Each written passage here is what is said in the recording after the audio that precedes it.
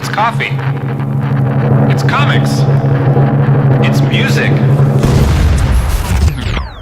It's Nerds on Coffee. This mic is on. We got Coffee, we got Kyle, we got Nat. We kind of got Kyle. Well, I'm trying to get, you to stay put. I'm way too antsy to stay anywhere. That's what's up. All right, so I don't know where we're going to edit this into the episode. Could be the beginning, could be fun. But Could be the end. Could be the end, who knows? Could be the middle. We've got a good friend Nat here. He's agreed to let us come in and hang with him while he makes tasty liquid art. That's what I'm going to call coffee. I don't know Liquid art. I don't know enough about coffee yet. Well, you don't probably do the whole like foam art and stuff as much. Oh yeah, you do. Okay, cool. Wow, Well, there you go. how insulting.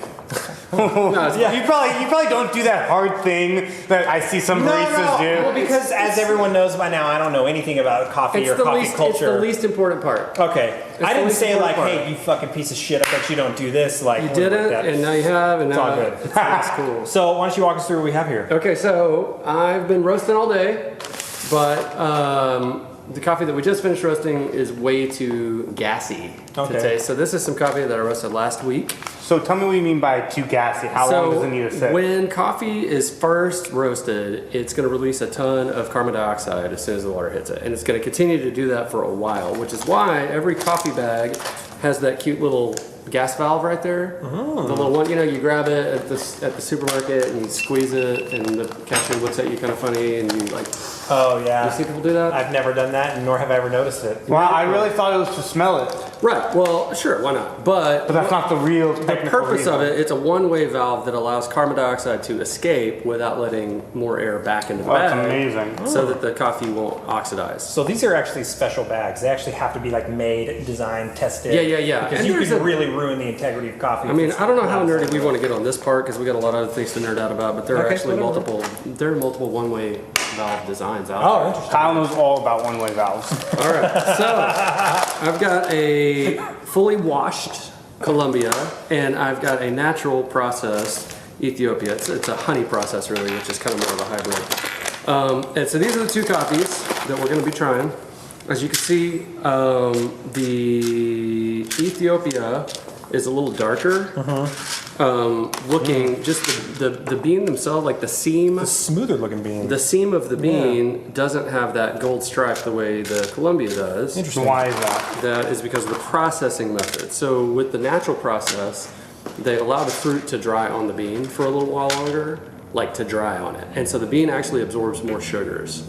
And the trade-off is it's less consistent and defects are easier to kind of slip through, but you get this like fruitier, bigger taste, which is why people love Ethiopias, especially. It's kind of what they're known for. Do you love good Ethiopia? I love Ethiopia. Love Ethiopia. I know, I'm proud of you. Yeah. So You've been to Ethiopia. Central American, haven't? like Colombia. You ever been to Ethiopia? Have you been to Africa? Yeah. Yeah. Where? Cape Town? Not Ethiopia. All right, we'll start grinding. I've been like North Africa. Wait, so what are we doing over here? So the Central American coffees tend to be a little more clean, sweet, fresh. All right. So we're gonna do a cupping. So we have two coffees, two samples of that is of each of these coffees. All right. And cupping not as in when you're breastfeeding.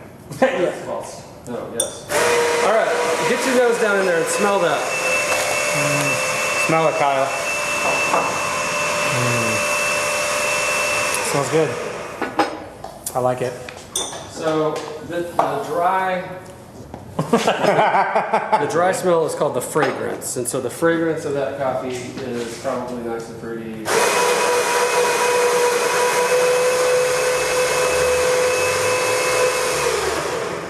Whereas, and we're not, so normally you would do what's called a blind cupping, where you don't actually know what you're tasting. Like back in the day when they did those ads for Coca-Cola and Pepsi and they would blind people to show people that they were the same thing. The Pepsi challenge, right? Yes, exactly. So normally you would do that, you wouldn't know what you're tasting because you want to evaluate like objectively. We got Kyle here, so we're doing We what's don't really called, care about that. We want to know what's going it's on. called an uninformed opinion cupping. Okay. It's not a blind cupping, it's just one step Gotcha. down. And we're just gonna have fun. So, here's all you really need to know about cupping. 3 rules. ever in a situation where a bunch of like coffee professionals are like having a cupping and you bullshit your way in somehow and they let you join, here's the 3 things you need to know. Number 1, don't talk. Nobody's talking. You're just, You're okay. just chilling. Okay. Number 2, With a cigar, right? no cigars for sure. Damn. No. You want to like not have too much cologne. No odors. I'm out. Nothing that can As distract. neutral as possible. Yeah, this guy's way out. Check that. And then number 2 is spoon. You got your spoon and you're gonna taste it, and you just need to slurp like as loudly as you possibly can. The louder We're the tasting slurp, the bean. the bigger the pro. That's right. No, once we hit the water on it. No, for sure. And then so we'll get into that in a sec. So what's gonna happen right now is I'm gonna start a timer, and we're gonna hit these with some hot water, and we're gonna wait 4 minutes. Okay.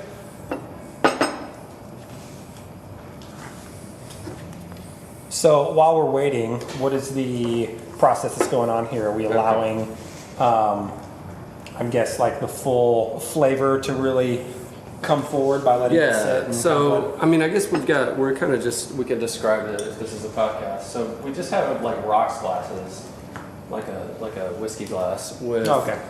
about 150 milliliters of water and a shade over 8 grams of coarsely ground coffee. And so, Why you use coarse, not fine? if you just go too fine, then it's gonna brew too fast. You don't get a great. So fine's really only for espressos. Yeah, I mean, espresso, or if you're doing like maybe a small pour over, you got a little thin filter. I always go you could coarse. go a little finer on that. I always go coarse just because like go big or go home. Go big or go home. I mean, if you're doing a Chemex, it's got a thicker filter. You got to go even more coarse. Totally, Doing yeah. a French press, you go real coarse. Ah, The grind. interesting. So yeah, kind of tweaking the grind helps you control the flow, control the rate of Gotcha. extraction.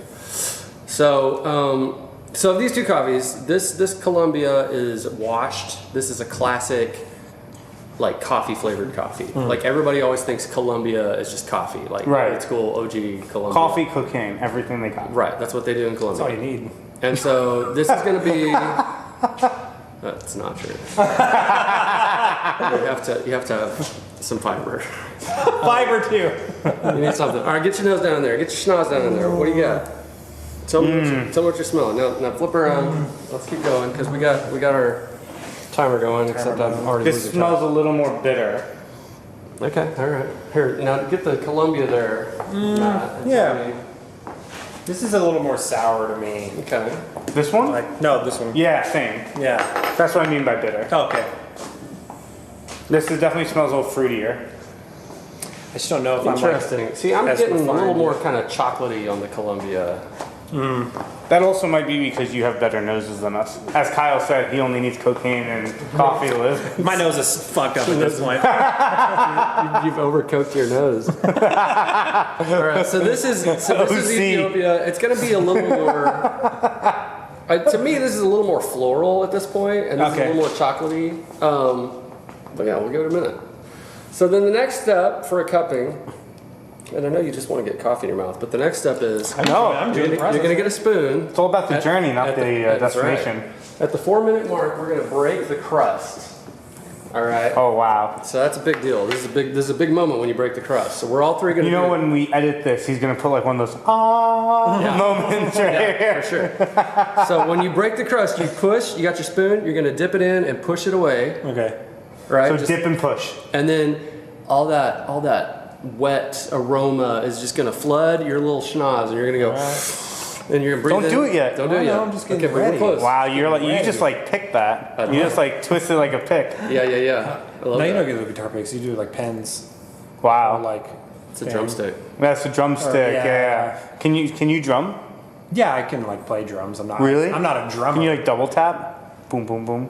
You mean double bass? Yeah. I'm gonna say again. I can play drums, but I'm not a drummer. Like, even kind of.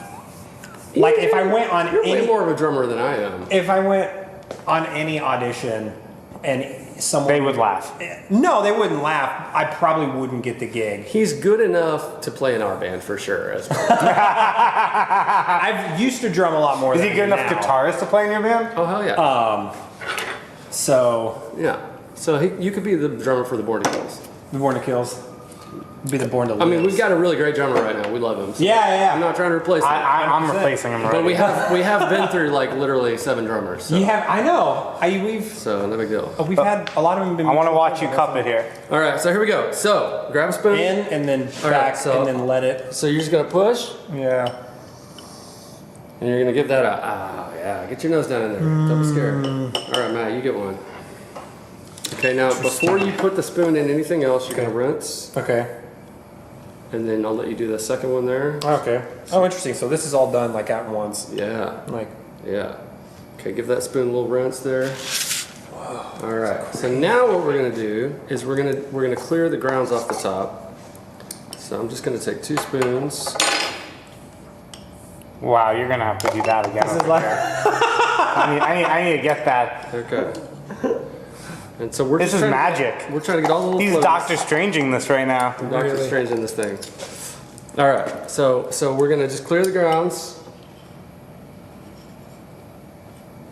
All right. Wow, that's crazy.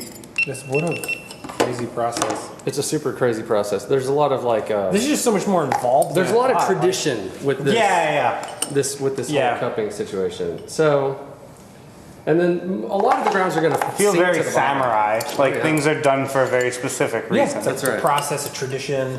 It's the blue flower. The point of this is to try to like really objectively evaluate the coffee. Went the wrong way. Whatever. And you know, like decide, do I want to commit to buy 12 bags of this? And how coffee? much is a bag? I don't know, it's a lot. And 12 bags actually is nothing compared to. So the part of the industry that I'm in, the part of the industry that you guys know about, specialty coffee, like the higher end stuff, which includes everything from Starbucks to like, Blue Bottle or Intelligentsia or Chimney. So that part of the industry is like 1% or less of the world's coffee. So people are drinking a lot of coffee, and most of it is not very good. So Kyle, you're trying to cup it? yeah, he's gonna clear it. Clear the grounds, dog. Wow. Alright. My God. That's what we like to call in fishing beginner's luck. My God. Beginner's luck. Give me 10 more cups right now. I promise I'll at least get 3 of them. All right, so everybody got a spoon. A spoon, okay. Okay, so now the next thing we're gonna do. Now this is gonna be really hot still, so you're gonna not go too hard on this, but just dip a little bit here, and then right here. Watch me. So again, the volume on the slurp. Yeah, volume of the slurp is huge. It also probably helps cool down. There is a purpose. It cools down, and loud and forceful. I'm proud, man. Loud and forceful. Oh, that's Hard. really good though. So what you're trying to do is you're trying to aerate. Now, Oh, interesting. Before you put that in there, so you're trying to spray your whole palate. You're trying to coat all your tone. You're trying to get the That's delicious though. aroma going. That's a pretty good coffee, right? That's a great coffee. All right. So Kyle's over here on the Columbia. Card is full already? Oh, damn. Yeah. Kyle is just not a video guy. He's great at audio. Fantastic at audio. I just want to let everybody that's listening know Kyle is an expert audio guy. Dude, he has failed at every We got a lot turn. of stuff. It's all good, man. This is what's up with your GoPro now. I have to hold it. Oh. It's hang on. I mean, I can just dump this on my computer real quick. Great. All right, so as Kyle's doing this fun stuff and I'm here kind of making sure that you guys still listen to us even though we're trying to do 3 things at once. Nat, why don't you tell me what we're about to do with this coffee? All right. We're just gonna keep slurping. We're gonna slurp all day. We're gonna be. We're gonna do some of that. Like yeah, just like. Is a higher means it's better? Probably. And then so here's the 3 things you need to know about cupping. Number 1, you don't say anything. You just don't say anything really. We're already Poker faces all day. we're breaking that rule pretty hard. Number 2, the louder the slurp, the more of a pro you are. And then number 3, if you don't know what flavor descriptors to use, I'm talking chocolatey, floral, fruity, you can just say something negative but really specific. You could say, I think there's a hint of something vegetal there used. Vegetal. And so if you use the word vegetal and say there's just a hint, it doesn't matter how pro the people are you're cupping with, they're going to be like, and they're going to go back and they'll be like, yeah, maybe just a little. It sounds a lot like Just kidding. But When don't I- say that till the end. Don't say it during the cupping. Whatever you do. I hear a lot of people talk about get back in wine this. tasting, Yeah, sommeliers. yeah. It's a little similar, yeah. All right, so what are you getting with this Columbia? I mean, it's just coffee.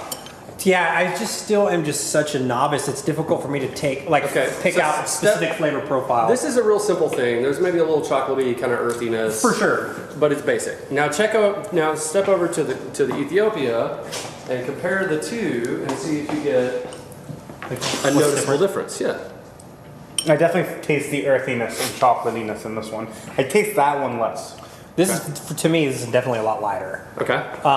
Like a lighter taste, like It's just not as lighter, like lighter upfront. bodied. Yeah, it's like lighter bodied. It's like less full. Okay. Like the Columbia one is here. definitely like to me feels a lot more robust. Like I'm instantly like, oh, I'm tasting coffee. This is a lot Get on more this one now. subtle. Give it a little something.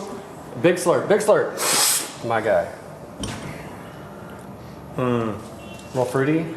Yeah, it definitely has like. This to me just overall has more like aromas of flavor, and this is more like upfront. This is what's going on. Right. So one of the things that I said earlier about I like this one better. I like the Columbia better. Yeah, nice. I love that. One of the things I was saying earlier is that the reason that you do a couple of different samples of each coffee is because you might have a little defect that works its way in. You might have one bean, especially with such a small, 8 grams is not much. You might makes have sense. one little under roasted bean or one little guy that had an insect had burrowed into at some point, and that might make it taste a little off. So Kyle could have been drinking an insect. I'm just getting more protein than you That's guys. what I'm saying. No, but so the reason I say that is that I am tasting a little difference between these two Ethiopias, which is not Uncommon. surprising, again, because Ethiopian coffee, awesome, big, fruity flavors, but also because of the processing method, it's easier for defects to slip through. Gotcha. Whereas the Central American coffees that are washed and overall maybe slightly more boring are way more consistent, way more uniform, a lot easier to weed out. And Now, when grabbing beans from that has to do with the process. different parts of the country, what is the what's like the process to make sure it's like fair trade or like always like buzzwords that you hear? Yeah. And like give me a little insight on how that all works. Okay, sure. So fair trade is actually a specific organization, and it's a trademark, and most of the coffee that you get in any coffee shop is not technically fair trade certified by the Fair Trade Federation because those guys only work with co-ops. They don't work with individual farms. Interesting. So, and so what they do... So we're getting lied to all the time. No, it doesn't mean that your coffee wasn't paid a fair trade rate. In fact, it was probably paid even better. It well might have been, the farmer well might have been paid an even higher rate than they would have gotten if they'd gone through the fair trade organization. Interesting. FT, for whatever it's called. But the reason for that is just that fair trade, those guys, that specific organization sets their price based on the current commodity rate of the coffee, like on the stock market. And whereas if you're, again, we're talking like with the specialty end of the industry, with the stuff that we do, like any little hipster shop in LA, you're talking about just a tiny, tiny corner of the market. And so those people are usually dealing more with individual farmers, and you're buying more expensive coffee, which means probably, not 100%, but probably the farmer was paid better than if they had just gone and dumped their coffee into the commodities market. So, would the fair trade be, would it be fair to kind of relate that to like a union? Like would they have like caps of like what they would pay, or like they have like a lot of regulations on like what they pay? So. Yeah, so there's another organization called the Cup of Excellence, which is like this like big competition all over the world. And the winner of the Cup of Excellence, their coffee gets sold at auction For a lot of money. for like an insane amount of money. Like $1,000,000 bucks? Hundreds and hundreds of dollars a pound. Pound. That's way more than cocaine costs. Yeah, hundreds of dollars a pound for unroasted coffee, which means the roaster has to then charge. Well, so unroasted, you mean green bean? Yeah, and so whereas if you're paying $4 or $5 a pound green for something average, or less or more, depending on what your hookup is and what the coffee is, and if you got a good deal, you might be paying $150 a pound for this crap. So that means you're going to turn around and sell it in 4-ounce bags that are $75 each or whatever. Is that like Jamaican Blue Mountain when you get those prices are pretty expensive? Yeah, that is because Jamaican Blue Mountain is it's just a known name. It's just, those dudes. It's a brand. Those dudes are good at marketing. Yeah, it's a good brand. Gotcha. Same with Kona in Hawaii. Oh, yeah. Kona coffee. Seen their stuff, right? Some of the Kona is a region, and some of the Kona coffee is like really dope. But that you also can just get nice. You also can just get like cheaper grade coffee mixed in with your Kona, and then still sold as Kona and blah. Gotcha. All right, so now I'm gonna just brew us a proper pot coffee. All right. We're gonna do a little Chemex, and I'm gonna do a different coffee than we just had. I'm gonna do a Costa Rica. Well, I want to know a little bit about what you mean by brewing a cup of coffee, because I'm doing a video right now. For anyone that's just listening, the way in which this looks like we're about to brew a cup of coffee looks more like Mr. Flubber. No. Fuck, I'm blanking. Robin Williams. Oh, Flubber. Flubber. Yeah, Flubber, he's his character. Yeah, he makes it. Yeah. Yeah, I mean, it looks like it's like a flask. There's not a coffee machine. There's not even It's very a French press. scientific. It might look normal to you, Kyle, but this is not a normal coffee look. This is called the Chemex. It's just an old school, and this is called a scale. Everyone should have a digital scale. It's better as your own scale. All right, so I got 50 grams of coffee. I'm gonna do that. Not cooking. Not cooking. Do that same kind of coarse grind, although I'm gonna tweak it down. Kyle's eyes perked up at 50 grams of cocaine. Well, just 50 grams. I don't know what you're putting in there, man, but I'm I like, feel like 50 I'm grams here in is the journey. I don't know much about cocaine, but that seems like too I much. really don't either. I think that's too many grams. Well, have any of you guys seen The Departed? Yeah. Do you know that end scene? Right. That's like 50 Yeah, grams. it's a lot. You could have gone Scarface with it, but that's a mountain of That's cocaine. a mountain of cocaine and Scarface. I need an executive desk size area for my cocaine.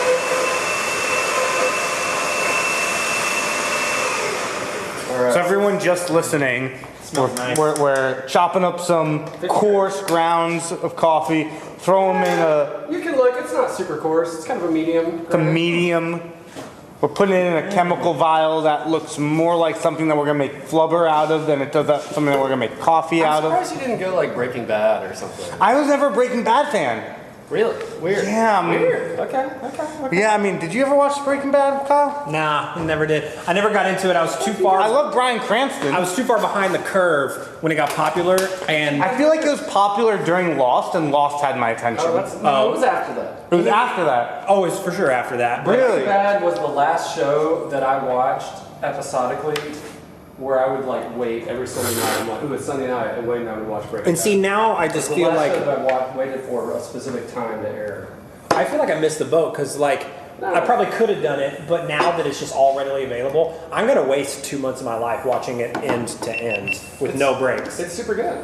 You should do that. I don't know. I'll probably get like super depressed. Nah, it's good. I mean, maybe. I know. I've heard it's incredible. I know that it's like an unbelievable show. All right, so now we got the coffee in here. Now, if you'll look at the top of the Chemex, I just poured a little bit. Sorry, I'm being retarded now. Doing great. Yeah, I know what's going on. GoPro does not like me at this moment. Okay, let's try this one more time.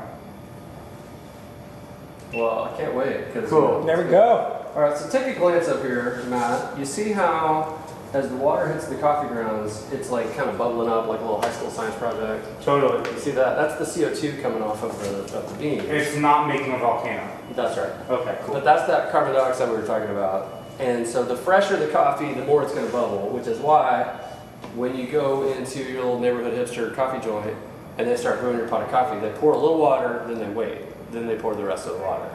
And if they don't do that, then we know they're novices. You know they're freaking novices, and you need to give them, Shit. just How- give them a look. Just give them a look, okay. Is there a look that we should be doing? Perfect. Like, come on, man. Like, you should know better. Yeah, like you should know. Like- They'll know. They'll know that you know. All right, so now I'm just going to keep circling around until the target weight is reached, which is 800 grams. Got the timer going there. We're at 400 and some change. That's so cool. So it's really so mathematical making coffee. Yeah, it is definitely, there's an art to it, but it's more of a science. So if you just, follow the recipe, you're going to have better tasting coffee.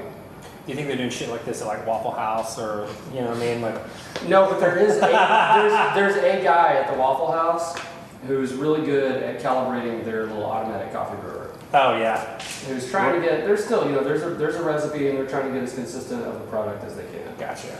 So, Wow, we're getting there. I appreciate the diplomatic nature of your answers towards all of the no, ends of I'm the not, spectrum. I've been I appreciate that. I've been in the Appreciate that. coffee industry for about 15 years, and I'm old enough at it now that I'm not mad at anybody. If they love coffee, if they enjoy a different kind of coffee than I do, that's all good. We can still be friends. I think that's great. Is there anyone that you couldn't be friends with?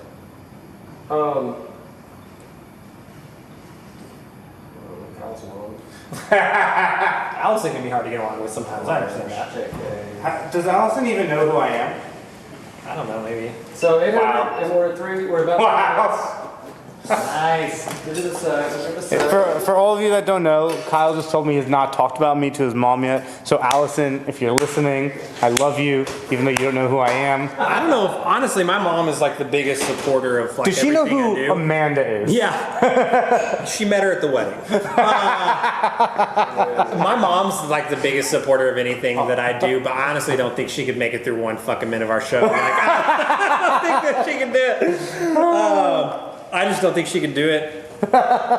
Like, I was talking to my family about our podcast, and they were like, "Yeah, we're definitely gonna check it out." And I was like, "You should not listen to it at work. Don't listen to it at work." And they were like, "Oh no, like, well, you know, like, because like sometimes like you know, like they all have offices, and so like they'll listen to stuff like low on their speakers and things like that." I'm like, "Don't do it. Like, someone's gonna walk in at some point, It's gonna be and they're gonna hear some Profanity. unforgettable phrase that they just now can't get out of their brain. They're gonna be like, "This reflects poorly on you." Like, It's amazing. it's a thing. And how, and what was their response to that? They're like, "All right, we'll check it out at home." In the car, we'll check it out in the car. Amazing. Now, do you guys do? Let's have the coffee. Were we sitting? I think, and guys, we're gonna go set up for the podcast now. Okay. Yeah, we're back. Wow, we're back. You know, the best part about going to get pastries was not getting the pastry, but learning that from 4 to 6 p.m. is half price pastries. That's how you are. Dude, that's dope. That's the Crazy. best. Did you know that? Yeah. Why the fuck would he not know that? I don't work here that late that often. No, Right. there you go. And he's also what's the correct term? The head brewer? Roaster? I'm just the roaster. That's right. Although I do work behind the bar, You do. like literally 4 hours a week. So Oh, wow. not much. So, for everyone that's tuning in right now, we're still not sure if you're going to have any context to this conversation yet, because we're not really sure how we're going to edit it. But we have our boy Nat here. He is a roaster for a local brewery. Couple local shops. Chimney Coffee. Chimney. is where we are right now. We're at Chimney in Chinatown. If you're in LA or Southern California, you're gonna have to not make noise with that bag. Yeah, we're in Chinatown, like Chinatown. Yeah, like like- we're like for real. North Main Street. 100%. Not like, hey man, like this is like, you know, dim sum spot. Like, no, we're in like fucking Chinatown. We're in the industrial area. Nah, it's cool though. So Nat and Amanda and I have actually known each other for like a while because we actually used to live in the same town in West Texas. And went to church together. And then, went to church together. We had just a ton of mutual friends. Then Nat moved out to LA about 6 months or so, 2 years before Amanda and I did. And then we all just like connected back out here, and now we're just like doing the thing. Now we're doing stuff. We're doing life and stuff. And now we're here talking about coffee. Yeah, I mean, when we started the podcast, we were looking for cool and unique people to get on, and Kyle was like, well, I have this like Batman-esque type figure Batman, I didn't say that. that roasts coffee, and I was like, you had me at Bat. No. Not even man. Just Well, Bat. at first, what I said was we should keep looking, but this guy will do for now. That sounds accurate. We're somewhere. There you We're go. somewhere in between those two statements. Yeah. So we just did a cupping. we did cupping. We did a did cupping. an Sounds really Ethiopian. tight. We did some Ethiopian coffee and And, then Colombian. Colombian coffee, which the cupping process was absolutely insane to me in the coolest way, like in the most interesting way. Like I never even knew that was a thing. The farthest I've ever, or the closest I've ever even gotten to something like that is in the wine world with wine tasting, but even that's not as involved as cupping is, because with wine, you're just presented with the finished product. With cupping, you still actually take part in some of the process, and you can fuck it up. Like if you don't do it right, like you can't really fuck up wine tasting. You just drink it. Like, that's a really good point. yeah. I can fuck up wine tasting. When I'm training baristas, I tell them that it takes one coffee tree an entire year to produce a pound of coffee. That's crazy. By the time it gets to the cup, like it has passed through so many hands. Like the farmer has worked really hard. Then people have come and picked the coffee. People then at the processing mill have processed to get the fruit off the coffee. And then there's been some version of like 2 to 17 people involved in shipping it across whatever, the Atlantic, and storing it. And then the roaster roasts it, and then it ships some more, and it gets to the coffee shop. And then some knuckleheaded barista who's not paying attention just screws everything up at the last minute. Could happen, man. That sounds like an amazing way to intro a new barista. So that's, I'm like, I always So just say anyway, that. here's Derek. There's nothing you can do to add value or like add quality to the coffee, but there are several things you can do to take quality away from the coffee Absolutely. right. So at every step. So like you could even be like, so if you're not showing love and smiling, you're doing a disjustice to the 25 plus people that got that bean to where you're sitting now, so you can make your wage and hand that person That's a right. cup. You're Well, the I mean, last guy in a baton race. That's right. Like, don't drop it. It's LA, so you don't Ooh, want I to be like that. smiling. You want to keep like the hipster poker face. Have you seen yeah. Aquaman? That's true. Yeah. So you know that scene where all the truckers, like it looks like they're about to fight? Like they're getting in the bar. Yeah. So like if you haven't seen, have you seen Aquaman? I have not seen Aquaman. So there's a scene somewhat towards the beginning of the movie. Yeah. Where there's like a group of bikers, have long beards like you, not as friendly glasses, more like mean glasses. Or no glasses. Or no Or glasses. even But no the way glasses. that they start talking, you're like, oh shit, Jason Like- Momoa is about to have to go fuck these guys up. And then at the last possible second, They're like, hey man, you're that Aquaman you're guy, that Aquaman right? dude, right? Yeah. And it takes out a pink cell phone. It's like, can I get a selfie? That's funny. He's like, hey man. I just like think of you because like you could look mean and intimidating. If you like just change. You like, know what? You said it best though. Like you got to kind of have that poker face though, because they can't ever let anybody know. You're like, oh man, like you can. Here's the thing with like I feel like any type of. We were talking about this the other day. Like coffee culture is like probably regarded as like one of the most like pretentious like subcultures you could involve yourself in. Fairly and, like, so. No one wants to like let anyone else know that they may be like still learning or like really happy or excited about what's going on or whatever. They all just kind of have this like blank like try to let everyone know that they've just been in it forever and they're running shit. Dude, Like, see, kind of- that's a really good point, and I think that that's bullshit. People shouldn't do that. Right. They do it, but Totally. they should not do it. And B, it's totally okay to be like, I don't know the answer to that question. I've been working on it. I'm trying to figure it out. I think that's a systematic issue also with like social media, right? It used to never be as much of a problem to admit that you didn't know something until like Instagram happened, where the appearance that everybody around you knows everything and you don't know sure. it. You have to like feel like you need to assimilate so that you're not embarrassed. That's funny. We're literally changing our culture through letting people like think what we want them to think about us. 100%. Yeah. It comes in waves. I think it comes in waves. Here's why I said that. So I've been in the industry for like 15 years, and definitely when I started, it was like you got to act like you know what you're doing all the time. Right. You got to be a snob.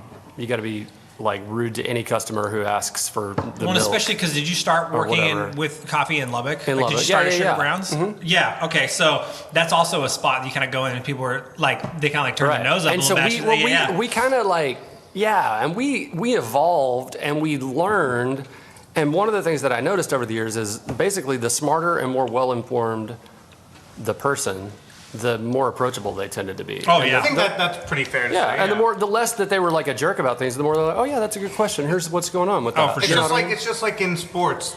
Typically the strongest dude in the room is the nicest dude. Yeah, fully. Yeah, because Yeah. he doesn't have anything to prove. Exactly. And so as people have gotten, and even like with roasting, as people have just gotten less from about like this is just voodoo and you just have to do it all by feel, and no one can really say what makes a good cup of coffee. Right. And have gotten more to the, like, we actually can weigh So you'd it. say we can, that we can there's use a scale, we can measure it, we can definitely have some, some objectivism yeah, in the process. as the industry has grown in that way, I think that the baristas, there's been a simultaneous push to just be more Because approachable. when we were cupping, you had said it is art still, which is that kind of, it's magic. But you were like, it is also grounded in science. 800, what was it, 800 milligrams? 150 milligrams of water, or milliliters of water, well, a gram and a milliliter are the same thing, Right. in case you didn't know that. I didn't know I that. didn't know that. Yeah, we're dumb. No, it's great. So yeah, a milliliter of water weighs 1 gram at sea Okay. level at Cool. room temperature. Interesting. Yeah.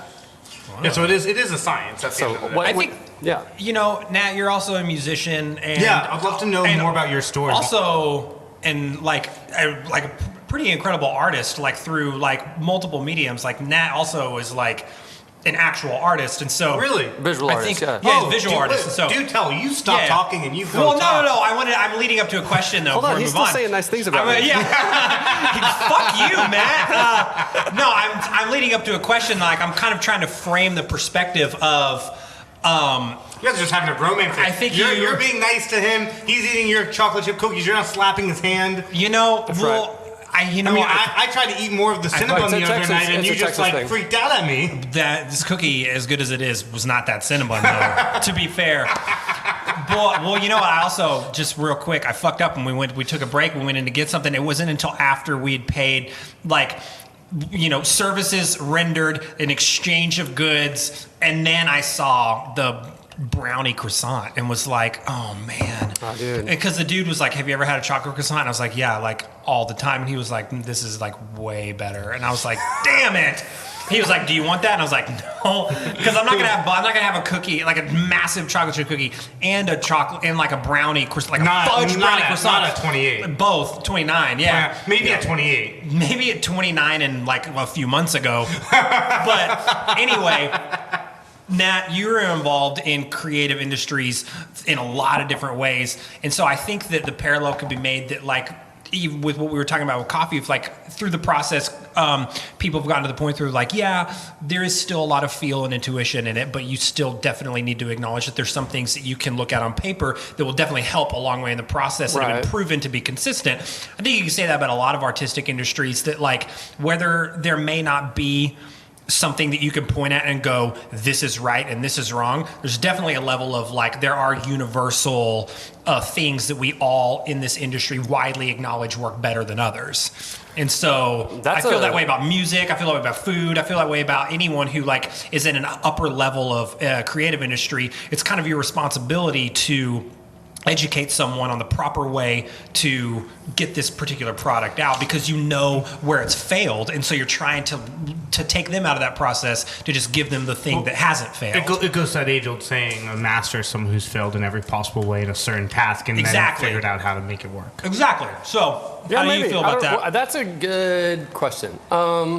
When it comes to art, when it comes to visual art, definitely the accepted popular school of thought is still that fuck you, don't tell me how to do art. Like Sure. anything is art. Well, because it's so personal. Well, but also because conceptual art is kind of what's in vogue right now and has been. Oh, yeah. That's what's contemporary for since the 60s, really, 70s. And so art is, I'm locking myself in a cage for X amount of time and, doing this or that or whatever, as Right. opposed to, I don't know. And so I am, because I'm old and mostly self-taught as an artist, I do actually have a little of what you're saying, which is that there should be some objective things that are just Yeah. good.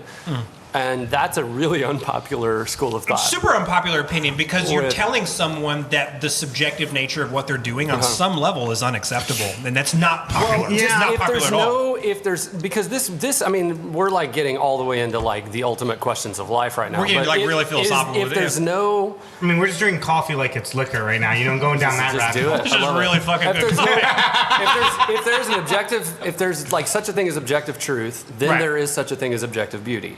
Right. I agree. 100% agree. And if there, but most intellectual, like I don't. Again, I think what's in vogue right now is that there's probably not objective truth, and so there's not objective beauty, and so that's a totally different like worldview. And I couldn't agree more, because there's something that I'm very passionate about with youth sports. Okay. Is this idea that of participation trophies. Right. Have you heard about like this like phenomenon that's happening with kids? yeah. Nat and I are from the part of the country where they fucking don't hand those out at all. I definitely never got my one of those. perspective on Absolutely that. My perspective on that is every dope person that I've met, that I've seen speak, that I've watched rise, all of them have one thing in common, and that is that they have failed epically and rose up above that failure to succeed. Yeah. And if you don't teach someone how to fail and get back up, they're gonna be weaker as a human. Well, and I heard a quote on that note with the art. That's a good point. On the Yeah, art, for like, sure. like, and I actually disagree with both of you about the idea of like objective art and like it's an unpopular opinion. I think that the unpopular opinion is that people won't say if a piece of art is bad, but I think that there is a pretty general consensus of if something's dope, like in any medium. If it's good, that only exists when you get to a certain level, though. No, that's a good point. I I think it's an unpopular opinion among the like intellectuals who are Yes. the tastemakers. Right. yes, But among the hoi polloi, unwashed It's masses, more about like what's the three bad of us, then versus sure, what's everybody's like, yeah, good. that's good, that's bad, whatever. Sure, totally. I'm with Yeah, that. I'm definitely talking about like when you get to a certain level of like I think that there's like, well, when you were talking about Sorry, I just called y'all unwashed masses. that's What's that we're mean? unwashed masses, means you're just like a means- fucking mouth breather, man. Is that like a zombie in Walking Dead? It just means we're the. If you hate that zombie in Walking Dead, then yeah, that's what that is. No, it doesn't mean that. No, doesn't mean that. No, but we I'm were from talking New York about, City. I don't know these terms. even if you did, like, you would even give a shit. Like, New York people are the most brash people in the country. Like, It just means you're like an average person. It's just because, yeah, you're just Well, like no, I Joe mean, Schmo. common folk. Most people Common are common folk. Yeah. Anyway. That's why they're common folk. Anyway, sorry. I think in the comment regarding that there's an objective standard in beauty and an objective standard in this visual realm of things that are created, I believe that there are objective truths and standards surrounding art when you of any kind through any medium in any creative industry. When you get to a high enough level and you start executing above like the status quo, I believe that there's a level of objectivism there, but that doesn't mean if you don't meet that it's wrong. And so I think that's I agree the with that. disconnect is that when you tell someone like, well, this isn't what's widely regarded as the way that someone operating on this level would execute that, but that doesn't mean that it's wrong. If what you're talking You know. about is a theoretically perfect ideal, Right, then right, that's right. definitely not ever fully attainable. Oh no. So everything is a series of compromises and/or a different way to sort of get at that from a different angle. Yeah, I Right. agree. Assuming with the common understanding that we didn't nail it, but like you're like, I wrote this song, I dig it, it has this stuff about it that's great. I'm not prepared to say it's the perfect song. The irony on that statement, though, is that wouldn't you agree that most artists, whatever form that is, will, no matter how good the piece of art is, no matter the accolades and the way in which it was received, will always think that they could have done it better, even if it was like revered as the best thing. Yes.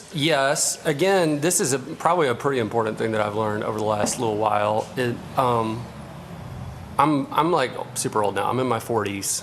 I think everyone would agree it's super old. I'm officially middle-aged. Yeah, I mean, I think that you only got a few left. Probably. I mean, if you keep partying, Yeah. the way that I you're mean, partying, it's you're way past the it's middle a- of I your saw life. you at Avalon last night. Now- You were As a middle-aged man. If you I keep have going at learned- this level you're going, you're way past the middle of your life. Oh my God, that's true. As a late middle-aged man, I have become way more comfortable with that. Like the compromising, the process of just being like, yeah, okay, I got it. There, that's good. I'm there. I'm close enough because I'm thinking more about what I'm trying to communicate versus all the touches. Like from a song perspective, you could say it like, I'm trying to write a really great song. I'm not too worried about having the perfect polished production on it. So you're saying your perspective over the years has shifted from like a nitpicky to more of like a big picture kind of view Yeah, of like what and you're trying that's to communicate. really, and so it's really freeing, and it has allowed me to, just paint a little more quickly, And Oh, yeah. And just be like, okay, this you is paint. this is the idea. I'm going to do this. Yeah, I do. Yeah. I do big oil paintings on. Do you have any wood panels. photos on your phone that I can like react to? Yes. We'll also like share Well, here, some of this them is- when the this is- episode. that's Oh a- shit. When the episode, that was a massive piece too. Yeah, like, it's that was pretty big. It's yeah. like- so, Okay, so that is objectively tight. Oh, thanks, Doug. so according to Matt, How dare you? getting like, I have No. good art taste. so yeah, I believe I That know. actually looks like it looks like theoretically one of the cities in my book. Actually, Oh, it's nice. ironic. Oh, that's so I cool. wrote a sci-fi novel. Oh, sick. Yeah. It's pretty sweet. I edited the first chapter, and then Matt finished the book and is going through a round of edits, and I'm gonna edit the rest of it. 430 pages. What is the title? Beyond Kuiper, the Galactic Star Alliance. Oh, damn. Wait, it sounds like this is the in-depth. beginning of A many. 10-book saga Oh, that I'm boy. writing. Here we go. Matt, you're actually going to interview us now for the second All right, half. yeah, maybe I need so to. Like, so would you say the kind of the approach that you just laid out of kind of just trying to focus less on, I'm going to say arbitrary details and more on like the big picture of what you're trying to Okay, yeah, communicate? Would you say that that's probably a good representation of how your overall perspective has shifted through the years of you kind of like growing as an artist and gaining more experience? Yeah, maybe, or maybe even just growing as a person, hopefully. Yeah, for sure. Yeah, because you can get, like,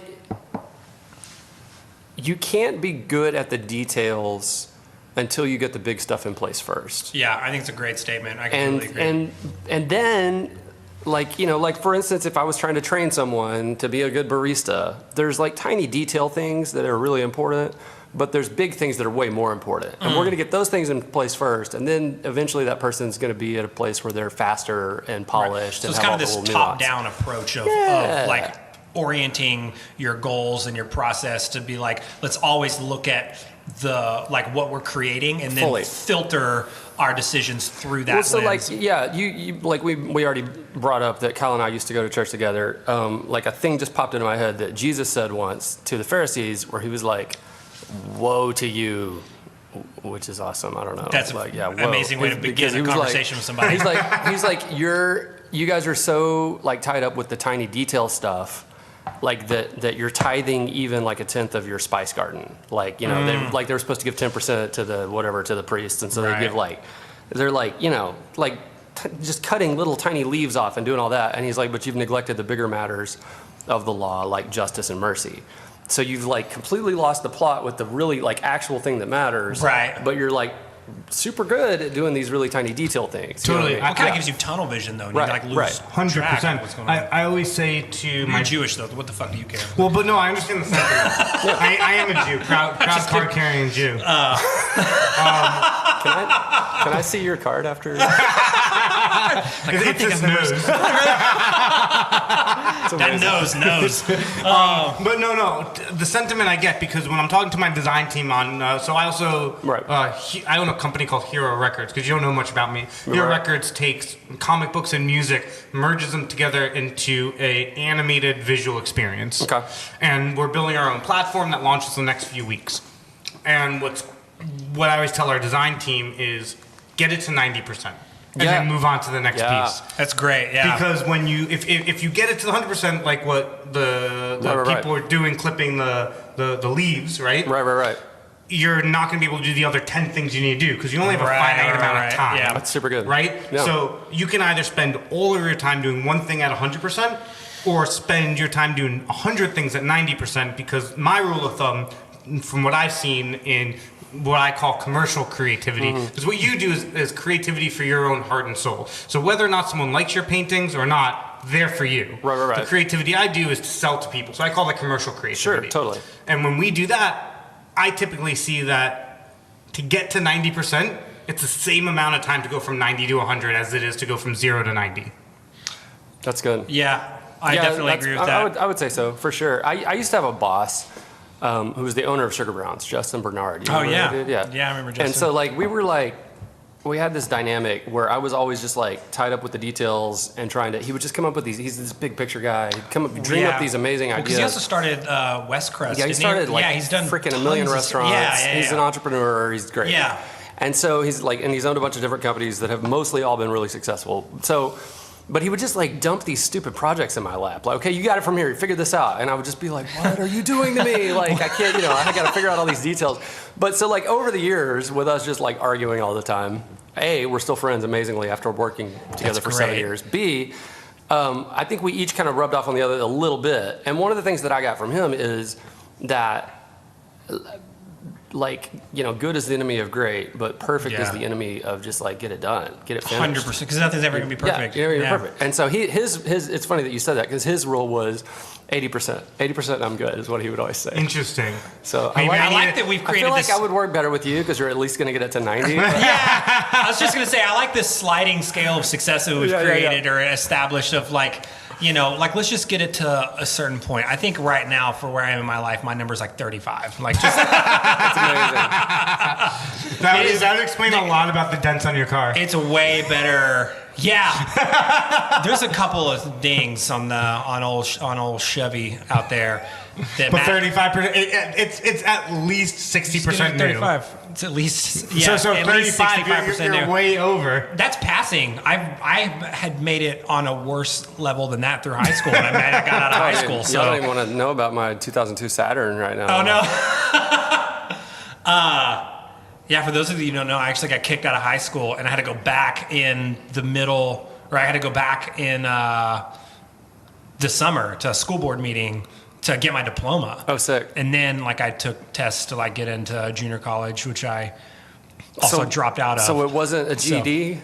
Or No, what? I got my legit diploma. That's funny. They were just like, you can't, fucking not right now. You need to leave. What's going on? I just never went to school, That's ever. amazing. More than 50% of the year, I was truant. I was failing, dropping out You of were classes. truant. All kinds of shit that I was just, and I wasn't even really doing anything. I wasn't even really getting into trouble. I just was, I wanted to Were you stay drinking? home. No, I didn't really even drink until I was 21. So you didn't even leverage it well. No, not at all. I think, I had, Were you and just, this is you were how just watching Matlock at when this home? no, Andy Griffith's show. SpongeBob. SpongeBob for sure. Okay. But Hey Arnold? this is how I know my mom. Were you a Hey Arnold fan? Yeah, I like Hey Arnold. Yeah, they're Definitely like good football SpongeBob more though. head. Yeah. It's great. Helga was just a raging bitch though. This is how I know my mom's not going to listen to the podcast because when this episode airs, I'm not going to get a text about saying that I really just skipped school so that I could just go have sex and hang out at home all day. That's pretty much all I started. From the age of 15 to whenever I was out of high school, that was my only focus. I was just I'm gonna play video games. I'm gonna sleep in because my parents So we're would gonna go make to sure work. Amanda doesn't listen to this episode either. No, she knows how big of a fuck up I was, and so you can't marry into sharing my life without having that kind of understanding of what you're getting yourself Her demeanor into. towards you of always just disappointment makes so much more sense now. Well, yeah, it's kind of it's like a housing show where you go buy a house and you're well, the house looks pretty good, and then you walk in and you're well, someone had to do a lot to get this house here. So it's and they're the oh yeah, it used to be opposite. condemned, and then we remodeled it, and so the opposite of Home Improvement. yeah. No, we're there. We're improving. It's home maintenance. Just we're at a middle ground right now, and I don't want to go on either end of the spectrum. No way. You're doing great. I'm doing great, man. I have a mortgage, family, got a in all kid. seriousness, you own a house. I bought a house by You have myself when I 1.5 was cars. 26. Yeah, I'm 1 3/4 cars. You have enough guitars to buy another car. Yeah, probably. 2 if I buy another one of the pieces of shit I created. I'll trade you my car for maybe just 1 or 2 of your guitars. Just 1 or 2 of the guitars. We can talk And about that later. you've been to Australia. Is that an accolade that I can be my life's going great because I've been to Australia? That's all the way on the other side of the globe. I don't know opposite how end, many. opposite end of the globe, yeah. I don't know how many people can say that work brought them to a point that they can personally disprove flat earthers. Oh yeah, I've watched it happen a lot. Out my window, I saw it happen. You get high enough up in some of those international flights, you can fucking see the curvature. the curve of the Earth. Yeah, for sure. You can. It's a real thing. We were talking about Matt and I go on these tangents a lot. We talk about conspiracies and all these Oh my God, different they're so groups, great. these different groups of people, just which I don't. You can fall into any category that Basically, you we want. started with who do you hate more, neo-Nazis or flat earthers? It was a real close call, but I came in at flat Earth. That's amazing. All right. Neo-Nazi's like a real close second, though. But then we took it to the next level. I don't think you should have picked that because you can tell a neo-Nazi by looking, but flat earthers are everywhere. That's and if true. You pick them But for enemies, they're all over. in fairness, shit. Kyle's defense was that there is at least a thread of misguided like patriotism in neo-Nazis. What does Walter say in The Big Lebowski? Say what you will about the tenets of National Socialism. At least it's an ethos. Right, exactly. But flat earthers are just like dumb. He's like, nihilist, fuck me. They're just refusing to acknowledge, because I'm not even remotely defending like white nationalists, white supremacists, like not even kind of, but they at least believe that what they're doing to be is fair, right. you are kind of defending it. I'm offering an explanation. But wait, it gets deeper. So where Kyle is going with that is after he defined that flat earthers were worse, I go, okay, let's take this to the next level. Okay, what do you got? Who do you hate? Who do you think are crazier, flat earthers or reptilian conspiracy people? Ooh, And but he didn't know. isn't there some crossover There maybe? is some, but he Probably didn't know, a little bit, yeah. But he didn't know about the Anunnaki and the reptilian conspiracy. Literally never heard of and it, So, like- so we ended up spending 55 minutes of an hour and 40-minute podcast of him 100%. deep diving it. We Or were were like, you just like Wikipedia? Oh, or what? no. He found an article and went through each of the 10 reasons why it each of the exists. 10 point, like pretty That's legit. detailed, like it literally took up an hour. Like That's we were at like amazing. an end of like a 45, 50 Here's how minute I know episode. about all this stuff. I learned it from Wade because Right, yeah. Wait, so who's Wade? Wade is my roommate, roommate, and he's a friend of ours from. We all three used to live back in Lubbock. And all went to church together. Yeah, sort of. And Basically. Wade looks a little bit like you, but no hair on the top and a lot bigger. Bigger beard. Yeah, Bigger dude. personality or smaller personality? I don't know, different. I'm gonna just cut the audio out of this part and send it to Wade. I think it's the pick me up he's looking for. Yeah, that's great. He's great. Wade is okay. So he gets compared a lot to Ron Swanson from Parks and Rec for Well, sure. I also So heard he's kinda got a that little- he's kind of like an inside man, like just expert locksmith. That's Wade's right. a Wade's a So he's a Renaissance locksmith, man. and Like, so while he's a yeah. locksmith, while he's driving around, he like drives around LA and unlocks people's cars in houses in the middle of the night when they lock themselves out. That's like his main gig. So basically, he's like, "You're a fucking idiot. Let me help you." Kind of, but he's very nice. He's very nice. Super, No, super but nice. that's the sentiment at the end a of the little day. maybe, but Only while whenever he's- those people I are mean, pieces of I shit. would call like, myself an idiot No, for locking Wade- myself out of Wade anything. he has like repeat customers. He'll have people that like yeah, no, for real. like he they've totally called him does. like 5 times. So maybe they locked themselves out to say hi to See, Wade. I think there might Maybe be some of that's- that. A lot of them yeah. are ladies. That's true. Wait, are they really? Oh, Wade's yeah. been, some of the wow. shit that like Wade's Has he been offered. Has he been laid from unlocking someone? No, but I he's think Wade the himself opportunity has been there. like solicited yeah. by a lot of fucking people. And a lot of people try to pay him in pot and stuff. A lot of people try and pay him in pot. I mean, he's for sure has been offered sex So before in exchange for the whole services. Like, point, let's get back on the way, but I just want to finish the thought. I learned about reptilians because Wade drives around LA at 2 a.m. listening to Coast to Coast. oh yeah, well there you go. And so then he tells me what's happening. No, I was telling Matt we got to have Wade on episode 2 because he's should. just like he's an encyclopedia of just shit that you would never think that people would know. He Like, literally, I'm not joking, reads Wikipedia for recreation. Just checks it out, and man. will sometimes just send me he'll just send me some random fact about an animal. That's or amazing. Just some stupid thing. that's amazing. Those are the texts I get from Wade. They're great. Yeah, because because I was telling Matt, like he was a cop for a long time, and then he's got a degree in biology. Nah, he's got criminal justice. Criminal justice. He's it's a master's in justice admin or something. I don't know. One of his minor, he studied like a science for like a minor or something. Yeah, like maybe. I don't know. I could be completely remembering this wrong, but yeah. And then he obviously he's a musician and he's Right. been involved in the music world.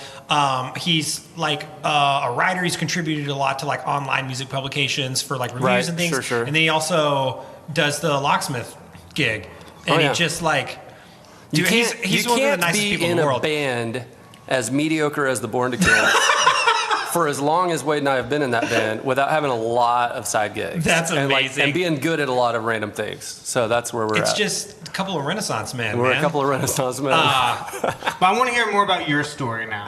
Okay. Yeah, enough about I don't know. What do you enough got? with this trivial bullshit about Wade. Okay, so yeah, that's you, true. you we do need to talk you- less about Wade. No, I mean we love Wade, but No, I mean, yeah. I mean maybe we should spend this whole podcast talking about Wade, and when he comes on, we'll spend the whole time Yeah, right. talking That's about true. Matt. You get it. Right. Get the Nat version of Wade and the Wade version of Nat. Great. That would be No, interesting. but when you guys met in Lubbock, how old were you? When I met Kyle. That would have. I mean, it was later. I was probably like already in my 30s, maybe. Cool. Yeah. So what happened from 0 to 30? Where were you born? I was born in Lubbock. Okay, cool. Did you stay local? Pretty mostly, yeah. Okay. My folks were actually missionaries for a minute in Mexico. Missionaries, is that like Christian missionaries. Christian missionaries. When I What was does a that kid. mean? That means It's they in- went to I'm a Jew, Mexico. remember? Yeah. So they Like you go guys to- don't give a shit if anybody converts to Judaism. Like you That's just, true. No, we're the Aryan race. yeah, for sure. Yeah, that's right. You get to be a Jew by being born, right? Yeah, exactly. much. So- that's why Hitler tried to kill us, because he knew that we were superior. That's basically. I mean, it could have also been because like Jewish people for like 40 years prior to World War II were like, corrupting the German government and like ruining the value of their dollar and like destroying German enterprise. I mean, maybe, but just, I'm not defending Hitler. I'm just Wow. saying that there's Wow, some I also. think he might be one of those. All I'm saying is that there was the Holocaust was atrocious. There's also some on paper reasons why Germany as a state was unhappy with the Jewish culture. Slaves were atrocious, and now black guys run sports, just like Jews run entertainment. So everyone gets their own. This is a pretty dangerous conversation That's topic we're getting amazing. on. So let's keep going with Nats. So Christian missionaries, basically, it's an extension of like Christian. They went to even, Mexico like and they were working evangelism. with like these little poor churches. They're trying to convert people to well, Christianity. they were. Yeah, it was that. And Who's they were, your main target? Like they were- Catholic people? They were No. just helping people in a really small, poor, super duper poor rural village. There are aspects of like Christian evangelists and missionaries that like don't necessarily have the main target of converting people to Hey, Christianity. dude, Matt A is lot of drinking times the they're just coffee while it's cold, which means that it's pretty good. then which means it's good. And I also just love coffee. We can This make is more. great. I would actually drink another glass of this. This is Oh, really, wow. really, That's really the good. first time on the podcast that he'll drink a second cup. Yeah, I've never double dipped. I'll be darned. I've never even fully single dipped, if we're being completely honest. Yeah, with you. he's never finished a cup before. This is like, I don't know if this is the right word, but there's like a little bit of like a tartness that I'm getting with this. Yeah, like getting right. my Acidity, like yeah. getting right in my cheeks. Yeah, it's great, man. Oh my guy. It's super good. My guy. so. That's what's up. Okay, sorry. Well, good. When you were in Lubbock, When I was Lubbock. let's go to 15. Okay, I'm 15. Were you working? Oh my! When I'm 16, I'm working. When I'm 15, What were you doing at 16? I'm working for Chick-fil-A. Oh, so Chick-fil-A. Sundays off. I'm a fry cook. That's true. I did have Always Sundays off, man. Yeah, that's good. That's nice. I'm working for Chick-fil-A. I do love chicken. I got a believe- huge crush on one of my coworkers. Wow. I do believe they have the best advertising ever made in the history of ads. A cow Oh, the saying cows. "Eat more chicken." It's great. That's It amazing. is the greatest ad ever pretty made. great. They're killing it. They're just doing it. So you had a crush on this coworker. Did you ever tell her? Eventually. Anything happen? I mean, it was on again, off again for years. It was, Oh, so you guys actually started dating? yeah, kind of, sort of. I mean, but you hung out. Yeah, oh, yeah. She took like it. She She friend zoned me, and then I was like out of the friend zone occasionally, and then back in the friend zone. Gotcha. And then back out in the back end. That's brutal, man. It was Like rough. a lot of people have been And there. I had no self esteem, so I just went with it for a long time. But would you do that now? Hell no, never ever. Yeah. You mean Never this refined, aged piece of wisdom sitting before us Yeah, is going to it's- Would you subject s- himself to that type of relational torture? Absolutely not. Would you say that your confidence grew proportionally with the bigger pieces of art that you made? No, I do like really, really large paintings. Well, that's what Kyle says. Right, and it's mostly to compensate for my small to medium sized package. You know, I think you should give yourself some. Again, this is a sliding scale because, like, small to medium to you, you're a lot bigger than most people. maybe that's so that's true. like Maybe that's true. Maybe You're a lot that's bigger true. than most It's people. probably so that's XL like for Kyle. That's like medium and large for like regular folks. I don't know. I mean, were we still videoing? Do we? Absolutely, we're Just still kidding. videoing. Forget it. Forget I said anything. No, I mean, Kyle compensates by eating massive amounts of red meat. Love it. Same. It's so good. It's great. So good. I can't get enough, man. I can't either. I can't get enough steak. Do you ever eat so much that you get the meat sweats? Oh yeah. It usually he happens gets at the meat barbecue. sweats if he doesn't eat enough meat. yeah, we were talking about that. It happens if like I don't eat enough meat. I'm like, oh, I'm like really uncomfortable right now. That's amazing. Yeah, so you worked Chick-fil-A. When did you kind of start? Did you grow up doing I was an art? I was an artist since I was a kid. Okay. I think that you look at my drawings when I was 4 years old, and they're like any other 4-year-old. But then I just didn't have any friends and kept drawing a lot.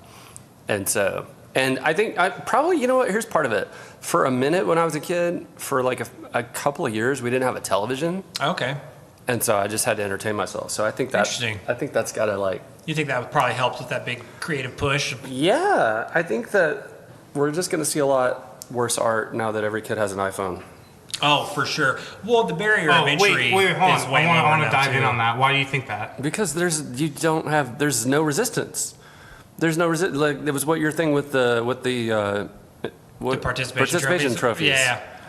There's no trying. Someone else has done all the work for you. Someone else has chewed the food and is spoon feeding it into your mouth. Right. Like in terms of like artistic content. Yep. And you got nothing. You got no reason to think. You got no reason to. I think But lot I of do think people- that we're at a close to precipice. We've talked about this on the podcast before with social media. I think that it's all. You think it's going to swing back? I think it has to. I agree. I think Yeah. I think too it will many people are getting depressed, committing suicide, thinking about committing suicide, losing careers, relationships, etc. from fictitious, non-real world activities. Yeah, just bullshit. Yeah. And I know And it's happening younger too. With Exactly. Like, yeah. And there's a lot of stuff that I hear from like Twitter team, Jack Dorsey on some podcasts talking about what's the word for when you there's a word for it when you give someone's information out on online. Doxing. Have you heard of this thing? Yeah. You've heard of this? So doxing, Kyle, is when you let's say that we were having like a Twitter beef and we knew each other and we're both super famous. And I say, well, fuck you, Kyle. Anyone that wants to side with me and go teach Kyle a lesson, he lives at blank, blank, blank, blank. Oh, shit. That's called doxing. Gotcha. And that's becoming a huge issue on Twitter. It's something that they're trying to really fight. Because we're getting to this like legal gray area now. Well, first of all, you can't like 100%. share sounds like a nightmare. It's freaking horrible. No me gusta. So anyway, Yeah. yeah, whatever. I don't know. Yeah, I agree. I mean, like, I think the barrier of entry now into almost any industry is too low because things are too accessible now. Oh, you think so? Like any And kid. I don't mean like getting a job or anything. No, I mean, no, I mean like participating in a field or a group or like a culture of something or like contributing to a collection of like art or creative industries. Like the barrier of entry is just like too goddamn low now. Well, it depends. Like, anyone can do it. You're a woodworker. Right. You still have to try real hard and like learn some basic things to be a woodworker. Oh, you 100% do. But you don't have to try real hard and learn very many things to record an album in your bedroom. That's very true. So I think that across a lot of industries, you could probably get in on the ground level of being able to create in the industry for like $1,000, and then you're in, and you can just start making art or making products, making whatever people have to offer in that industry. You can just do it because there's just so many things available to Okay, people here's now. the thought. Here's the thought. We're all like middle class white dudes, basically. Yeah. Speak for yourself. I'm Egyptian and Brazilian. Yeah, but you're like pretty into dorky white culture. Yeah, but that's like nationality though. All right, fine. That's fine. So nationality. Okay, so check it. No, I'm totally fucking with you, but I am those things. Oh, that's awesome. Well, I'm like, I don't know, French and Scottish. But Are you still. French and Scottish? Kyle's just meat. I love Friend, it. yeah. Kyle was Just USDA grade. USD grade A choice, whatever Texan. Walmart gets. Yeah. I mean, he is from Oklahoma, right? But he is a Texan. I was born in Texas. Oh, you were, and then yeah. you moved to Oklahoma. Yeah. and then your family realized that's they made a another thing that mistake. you and Wade have in Yeah. common. I always forget that because Wade Yeah. was born in Oklahoma and then moved to Texas. Exactly, but Wade and I also both lived in Oklahoma for about the same amount of time, and then both lived in Lubbock for about the same amount of time, and then like Wade and I have a Should we set up a real date? similar life. There've been many. We've There've hung out already at been top. many. Yeah. I know, but like, should we set up a date for them? But they got their little. Wade and I have spent like a lot of time. You talking about like the bromance? Yeah, like bromance? It's already there. Oh, It's- wow. We already it's full talked in about it. effect, We yeah. established it. It's full in effect. Yeah. Oh, that's cool. But no, what were we just talking about? Okay, so here's my thought. I got a thought. The barrier of entry is super low. Oh yeah. Any kid with $1,000 can record an album. Yeah. Blah blah blah. But here's my point. there are still plenty of people from like more fringe marginalized cultures that want to try a little harder to get in. Right. And so more interesting art is getting made by just not your middle-class white yuppie kids anymore. For sure. Middle-class white yuppies used to just be, that's where it was at, with like rock and roll and with, most music from going way back. You know what I mean? Sure. And Rock and roll is a lot of middle class white yuppies. yeah, for sure. And then like, even with stuff like, I mean, rock and roll started as a black genre, basically. Like most music. But then came from blues. with jazz, Which is black also. with blues, with whatever. It's, the middle class Most white yuppies music are the was ones that are... black or gays, and then white yuppies took it over. All right, fine. And so the white yuppies took over... Am I wrong? They took over jazz. I don't think They so. didn't Dance ever music. completely take over hip-hop, so that's good, I guess. They tried, right? did. They almost did. Trying. You had an Eminem, boom. No, so but before Eminem, you had, like... Vanilla Ice. There were Ice, there were a baby. bunch of white dudes early on. Wait, there's more than Vanilla Ice? Oh, yeah. Well, here's Cotton Eye Joe? here's someone that nobody ever talks about when you talk about Esteemed white hip hop artist, white Cotton Eye hip Joe. hop. Nobody ever like dogs on the Weird Beastie Boys. Alkovich. Yeah, nobody really talks about the Beastie Boys because there's an element of rock in there. I consider them as rock, not as hip hop. But I mean, the Beastie Boys, like, remember what was They're- it? Tribe Called Quest had them They're on pretty the much cover. their only influences, like Run DMC, like all this, like hip They hop. toured for sure. with Run DMC. Yeah. But don't they have... But they started as a punk band. Yeah, Yeah, but, yeah, I know those guys really well. I know Daryl from Run DMC Yeah, really, we really did- well. well, And- yeah, we did a Yeah, we record. did a recording. They're putting out a record on my record label. Amazing. Daryl as DMC only. It's called Hero. I'm old enough that really, really impresses me a lot. Cool. I love So- the so Run DMC. Daryl is dope. He's Daryl's incredible. super worker. dope. Yeah. He also has his own comic series called DMC. Daryl Makes Comics. Dope. He's getting the most out of this acronym. Yeah. Like, He's absolutely. crushing it. Which is his name, but his name's Daryl McDaniels. It was always like D's for Never Dirty, like MC's for Mostly Clean. Oh, Or- yeah, like, yeah, it was yeah. always- they would always have like some. For sure. For But sure. like, even with DMC, I would almost lean them more rock hip hop than just hip hop. Like they did collabs they with had their own Aerosmith. They've done Okay, For well then sure. how about this? The Beastie Boys also collaborated with Q-Tip a lot. True. Yeah. No, that is true. And oh come on, what's his name? You Got What I Need. Weirdest MC of all time. Oh, baby. Oh yeah. What's his name? Come on, Kyle. You got what I need. Yeah. No, I know who you're talking Damn about. Biz Markie. Biz Markie. Yeah, it was right on the tip of my tongue. I was just listening to a He podcast was on a bunch with of their stuff, too. I was just listening to a podcast with Big Daddy Kane on it. He was talking about how he came up working a lot with Biz Markie. Okay, so then let me Anyway. finish my thought. You tell me what Yep. you think. As the bar for entry gets lower for creative stuff, It's harder to do. white middle class people who already have whatever they need are putting out more mediocre crap, and the people who are trying really hard are the more marginalized other Yeah. type homies. But I also think And so I think that's why we're seeing more of that.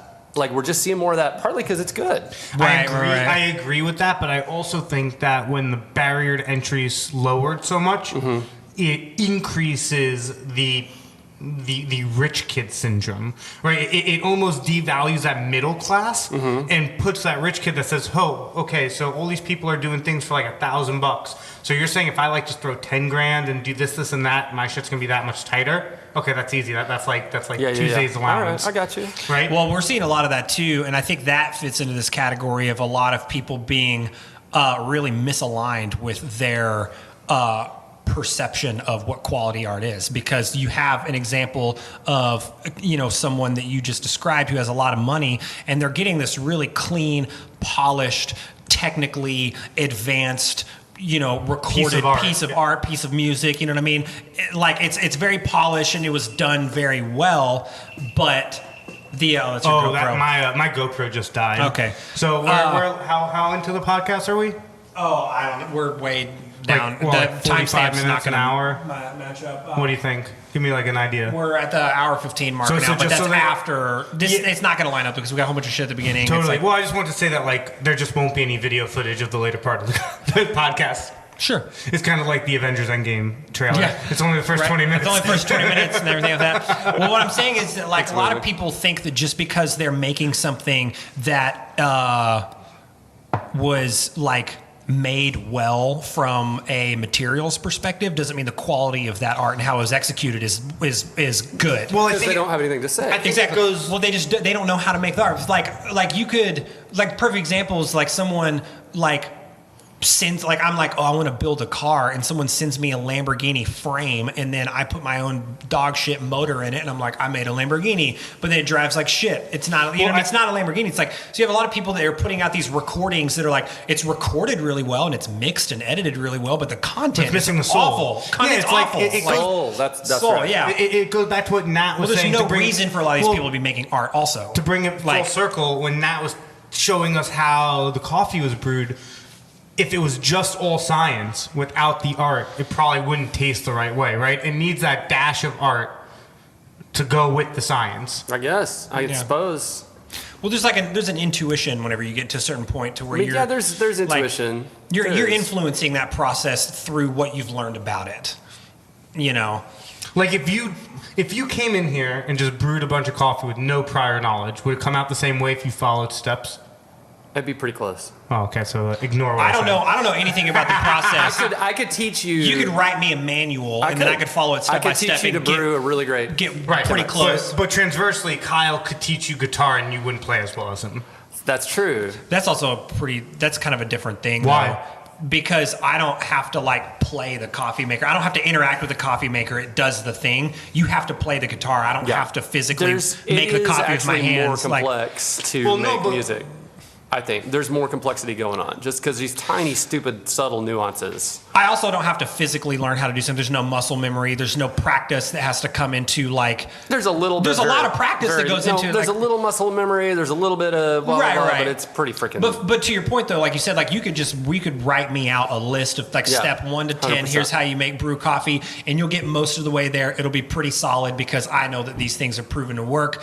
I'm obviously going to be able to like finesse this process better because I'm more experienced. But for the most part, this will get you there. Like it's not necessarily the same with an instrument. Like that isn't like I don't have to spend months in my bedroom learning how to push a button on the coffee maker to make it brew like you would have to like forming a chord or like playing That's fair. scales or like, you know what I mean? I mean, there's also so much more like subjective details surrounding playing an instrument too of like how you're playing the instrument, like what are you playing? You know, there's just so many options. It's like I understand the point that you're trying to make, and like on a surface level, there are a lot of correlations. But like once you start diving into it, like I think with any art, there's like a lot of things exist independently, and they Right. kind of have their own process. You That's know? and to bring it back around to visual art, I think it's a complaint that a lot of people have with contemporary artists is that you graduate with your MFA, but you don't actually know the mechanics of how to draw really well. What's an Oh MFA? yeah. Master of Fine Art? Like you don't know how to Conceptually, they know a lot about the like, subject. and so but you can do like you can come up with interesting concepts and kind of do your little thing, but if you don't know just the basics and the mechanics, it's missing something. I think always. Yeah, for kind of sure. like if you're trying to write some just avant-garde crazy music, that's great. But if you don't have the mechanics in place and the basics, and like you need to know the rules before you can start breaking the rules. See, I actually don't know if I Exactly, agree yeah. with that. Because I I know a lot of producers in dance music that don't know chords. well, yeah, but they know understand they how know the to- mechanics of how a song works. They've internalized. I know some producers that don't. That just know Well, the mechanics of how there's Fruity always Loops gonna work. be Have that. they, There's always gonna be that, have yeah. they listened to music? I mean, did they grow up Sure, listening to but music? they couldn't articulate it. Yeah, but maybe not. But that's okay. So they're But playing like by someone feel. with an MFA, Masters in Fine Art, don't you think that they probably know it subconsciously? They just can't maybe articulate it. No, what I'm talking about is just the basic skill, like of, for instance, being able to sit down and draw something from life. Like I could go draw. to school and get a degree in art without ever having picked up a pencil, and I think that's what you're talking about. Yeah. I mean, there's Oh, an really? aspect Kinda, of almost. It's not quite that, but well, yeah. sure, but like that as just a Yeah. standalone statement, I Right. feel like generally communicates that point of like there's an aspect of Got it. like kind of like putting in the time and like you know Whereas if you go to music school, you're damn well going to learn theory. Like they're going to yeah, teach you chords. You fucking have to like.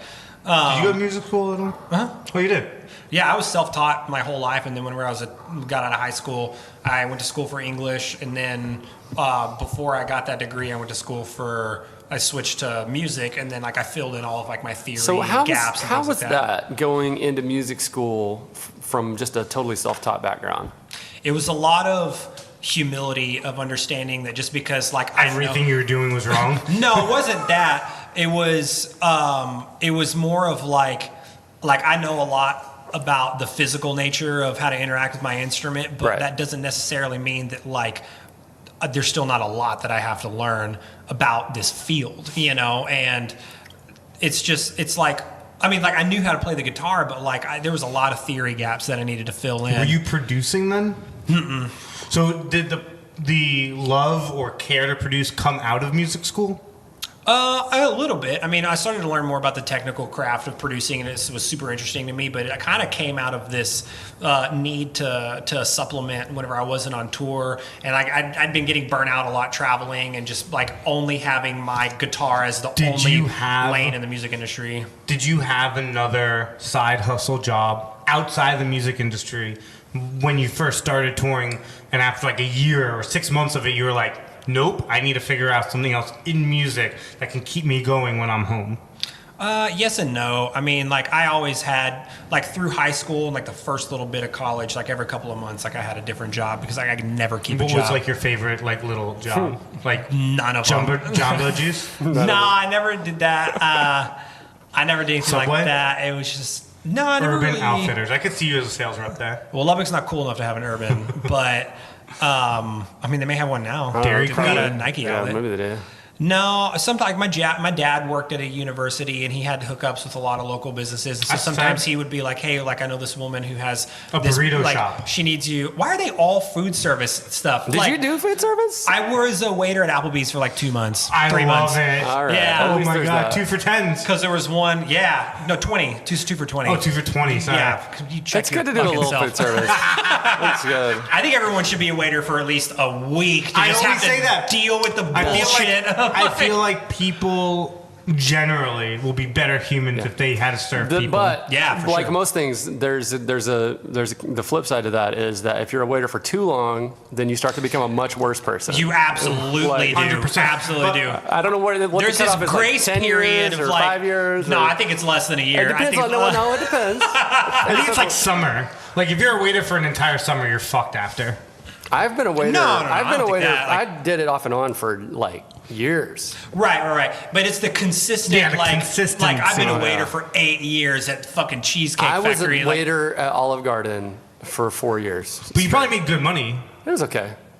I know some waiters in New York that Oh, make yeah. like 130 grand a year. That's what sucks about it is crazy. you're making good money, but you're always just like hating everyone. putting up with crazy bullshit, and you're just Someone pissed at you because there's too much ice in the Sprite. And it's you're just like, go fuck psychological yourself. torture. You know, I waited for just long enough to be able to encounter a lot of different types of the customers that most people bitch about, but my least favorite of them is the person that orders something a specific way. You bring it out to them, they don't say anything, they eat the whole thing, and then afterwards they tell you all the problems with it and they want it comped. And I'm like, you ate the whole fucking thing. Like, you ate the whole thing. You ate all of it. Clearly you didn't have a problem with it enough to not eat it. I hate those people. I absolutely hate those people. Yeah, So, I have a 3-bite maximum. I won't send it back if I've taken more than 3 bites. yeah, I think that's fair pretty good because you rule. could pretty much. I mean, if you order First something, bite doesn't count. It's acclamation. Yeah. Right? Acclamation on the first bite. Yeah, sure. Second bite, you're like, okay, this is good. You know, By yeah. the third bite, you're like, nah, this is fine. The third bite, you like spit out or you like eat begrudgingly, send it back. Well, and I think that if you order something a specific way, or even know how it should come out or how you like it to come out, as soon as they set the plate down, you already kind of know if something's up. Totally. And so, like, even like you're saying, like 1 or 2 bites in, you should know. Yeah, well, like, if your burger's undercooked and you cut into it, you're like, hey, it's undercooked. I get Well, like that's- happy. Then that's yeah, but I'm oh, just I'm saying. happy too. I'm happy when it's Peak undercooked. all the way. Me too, man. The point If it's is, not you could tell right beating, then, and then you know. Right, If right, the right. meat doesn't have a heartbeat, What if it's then- overcooked? Oh, fuck that shit. Then you're gonna send it back. Most burgers are overcooked to me. Most Yeah, of the time, same. that's true. That's true. Yeah. But I'm in a But minority I group want to here. bring it back to the service statement. So I don't know if you know this, but in the coffee industry, Mm-hmm. Starbucks has a very interesting requirement. So I only know this because like I did deep dive on Howard Schultz after he decided that he was thinking about running for president. Right. So Starbucks has a policy where no matter what position you're joining, whether it's CEO or just being a barista, you spend 1 month as a barista at a Starbucks. Yeah, I love that. Right, that is such a. I like. Starbucks, I have all these mixed feelings because I just objectively think their coffee's not good. I agree. But as a company, they do so many things right. And when I was managing coffee shops, I would go out of my way to try to hire Starbucks baristas. Interesting. Because So they're like the creme de la creme. Well, from a because corporate structure, they're they had incredible. Like, they had all the customer service stuff already in place. They usually liked coffee. Well, you have to like coffee. I would never hire someone who said they didn't drink coffee. yeah, that's fair. What about Kyle? Would you hire Kyle? I don't know, maybe. I'm starting to like coffee, so maybe in like 6 months. Yeah, maybe Maybe we- I'm like a coffee Close intern enough. right now. Here's the thing: you have to be willing to taste it. A Oh, you barista who never absolutely drinks do. coffee is like a chef who never eats food. What's yeah, that? You can't do that. absolutely not. Look, Kyle would be a gourmet chef if that was the scale. But then they also, the Starbucks baristas, they also, you know what it was? They felt insecure because they were button pushers. They didn't do everything manually, so they Gotcha. had something to prove. So they were great. So Yeah, why? yeah. So not. But with- Starbucks, So they came in as a just, like, company, ready the way to they do learn, things, like- it's great. Why do you think their coffee is so mediocre? It's not mediocre. It's just a different thing. They're really, really committed to this dark roast profile. And if you've ever read Howard Schultz's book, Pour Your Heart Into It, which if you're in the coffee industry, you should. He talks about that. They were just like, that was their thing, Seattle, Northwest, Pete's style, going back to the old country, Dutch or whatever. They just roasted the hell out of it, man. They pioneered this like second crack thing where you just roast it until it's just the beans are big and fluffy and all the oils have already been forced to the surface and it ages more quickly. But it's like It's if very bitter though. imagine like no one had ever had steak in our country. And then this steakhouse comes along and they're like, yo, we got steak and it's amazing. And we only cook it one way, which is super, super well done. But we have all Right. these dope steak sauces that you could put on top of it. And No, that was their thanks. whole thing. And that's what everybody just. You know, that's a perfect That's what analogy. that makes a lot of sense. I want to fucking puke even thinking But about that's all. living That's in that all. world. That's all Like, anybody knew in the '90s. No, in but the that makes US. sense, though. That makes They sense, though. pioneered the Because whole nobody thing. brought coffee to the masses before Starbucks. Not really. Well, there was coffee shops. There were little indie things here and there. But Schultz was a genius. He would go in Yeah. and he would do things that were kind of like a little sketchy. Like when they went into Boston, there was this local chain that was really popular, and so they just kept trying to squeeze them, and eventually they just bought them out. You know? Well, there's no way you make they would come in. $20+ billion without being. They a would little. identify the strongest For sure. local competitor and then moving across the street from them. That's genius. fucking brilliant, as though. close Yeah. as they could. Yeah, they did that for as much of a like an ethical problem people have with yeah. that as a business practice, it's genius. Yeah, no, they were Yeah. they were smart just about like it. just like McDonald's. You know that you know what business they're in. What? They're not in the burger business. What If you is- ask someone at corporate McDonald's, Yeah. they're in the real estate business. Oh, interesting. They're actually the #1 real estate company in the world. They own more land than any other company in the world. And That's crazy. Have you heard of the movie Founder? Yeah. About Yeah, so I watched, about it. Ray I watched Kroc, it. I yeah. watched it. yeah. So do you remember how, like at the apex, the way that he pushed out the McDonald's brothers was because he owned the land. Right. They took that as the model and scaled it. Yeah. So the reason why McDonald's is the way it is because they own all the land, and then the operators pay rent to McDonald's corporate. Dope. That's genius. Right. So if you That's crazy because it's still franchised. it's all franchise, Yeah. right? So McDonald's corporate sells the license and the land. You can't open a McDonald's not on McDonald's corporate land. That's brilliant too. That's genius. I mean, it also like embodies all of the negative things that people hate about like capitalist corporate greed. There's different But it makes a models. lot of sense why some of their Oh, burger yeah. products I suck think because they're with not a burger McDonald's, company. you gotta Yeah. have like $1 million or something to get in. More now. Here's something interesting. It's one of the most expensive I franchises. learned to this buy very into, recently. yeah. Chick-fil-A, we were talking about them earlier. If you want to start a Chick-fil-A franchise, it's only like $50,000. But you have to be approved. Right. You got to be approved. You also have to work there for at least 2 years. You got to work there for always. They part of the deal is you don't have to pay much to get in, Right. but you're basically just buying Oh, you're saying that even $100,000 once a you year buy job. it, you still have to like at least be They like manager, like work. they require you to work there like 40 hours a week or whatever. Gotcha. So even if you're the owner, you're the operator too. Well, what I was saying what is about that, people like- that own multiple Chick-fil-A's? I don't know that they let you get away with that. No, I know beyond, that. I know beyond some- like a certain point. Right, but I think maybe at that point they're just like a city manager, still doing 40 hours a week, right? But they have to just manage 4 or Maybe 5 so, and maybe properties. they hire other managers or I think whatever. what I But was the saying point is, is like- that they require you to work. So you're making this great income, but you have to work at Chick-fil-A all the freaking yeah. time. So that's the trade-off Yeah, for I think what I was talking about too is that like I don't think that they will even consider or allow you to buy a franchise unless you've already worked there for at least 2 years. you. Oh, it's interesting. I think that's the mark or something like that. Because Chick-fil-A also has like a pretty extreme like vetting process. Of, like they only let certain people like buy into the franchise. Well, they have I don't know, their culture in terms of like the employee culture there, they're crazy, They're man. well behaved. They're all very pleasant. They are. They're super nice. Yeah, I don't know. Anytime I go to Chick-fil-A, it's the best part of that day. It's amazing. 100%. I fucking love Chick-fil-A. Some waffle fries. It's so good. Some, I never eat all the waffle fries lemonade. with my meal, so I always get a large so I can snack on the way home and still have enough left over by the time I get there. That's the move. That's weird. But You then you always just got order- cold waffle fries. No, man, stay hot. I take a don't couple approve. out and No, I put I them, disagree. and then I I close don't them like it. back up. I disagree. Okay, let me say this. I want to say this because I want us to come back around on this because it's frustrating that we keep having this conversation where we're dancing around this art versus science debate. Oh, okay. Because as we've been talking about it and while we're thinking about it, I just can't decide where I'm coming down on this. And because we keep making the opposite points. Like, Yeah. we were talking about how, like with coffee, it's freaking science. Just do the science and you're fine. But then, and we were talking about with art, I'm complaining that a lot of contemporary artists don't have strong fundamentals. And you were Right. complaining that, you were making the same thing with the same point about music, Yeah. learning theory. But then not even learning the theory, opposite people just point don't can be know enough about the made, craft. which is that B.B. King can't play a freaking chord.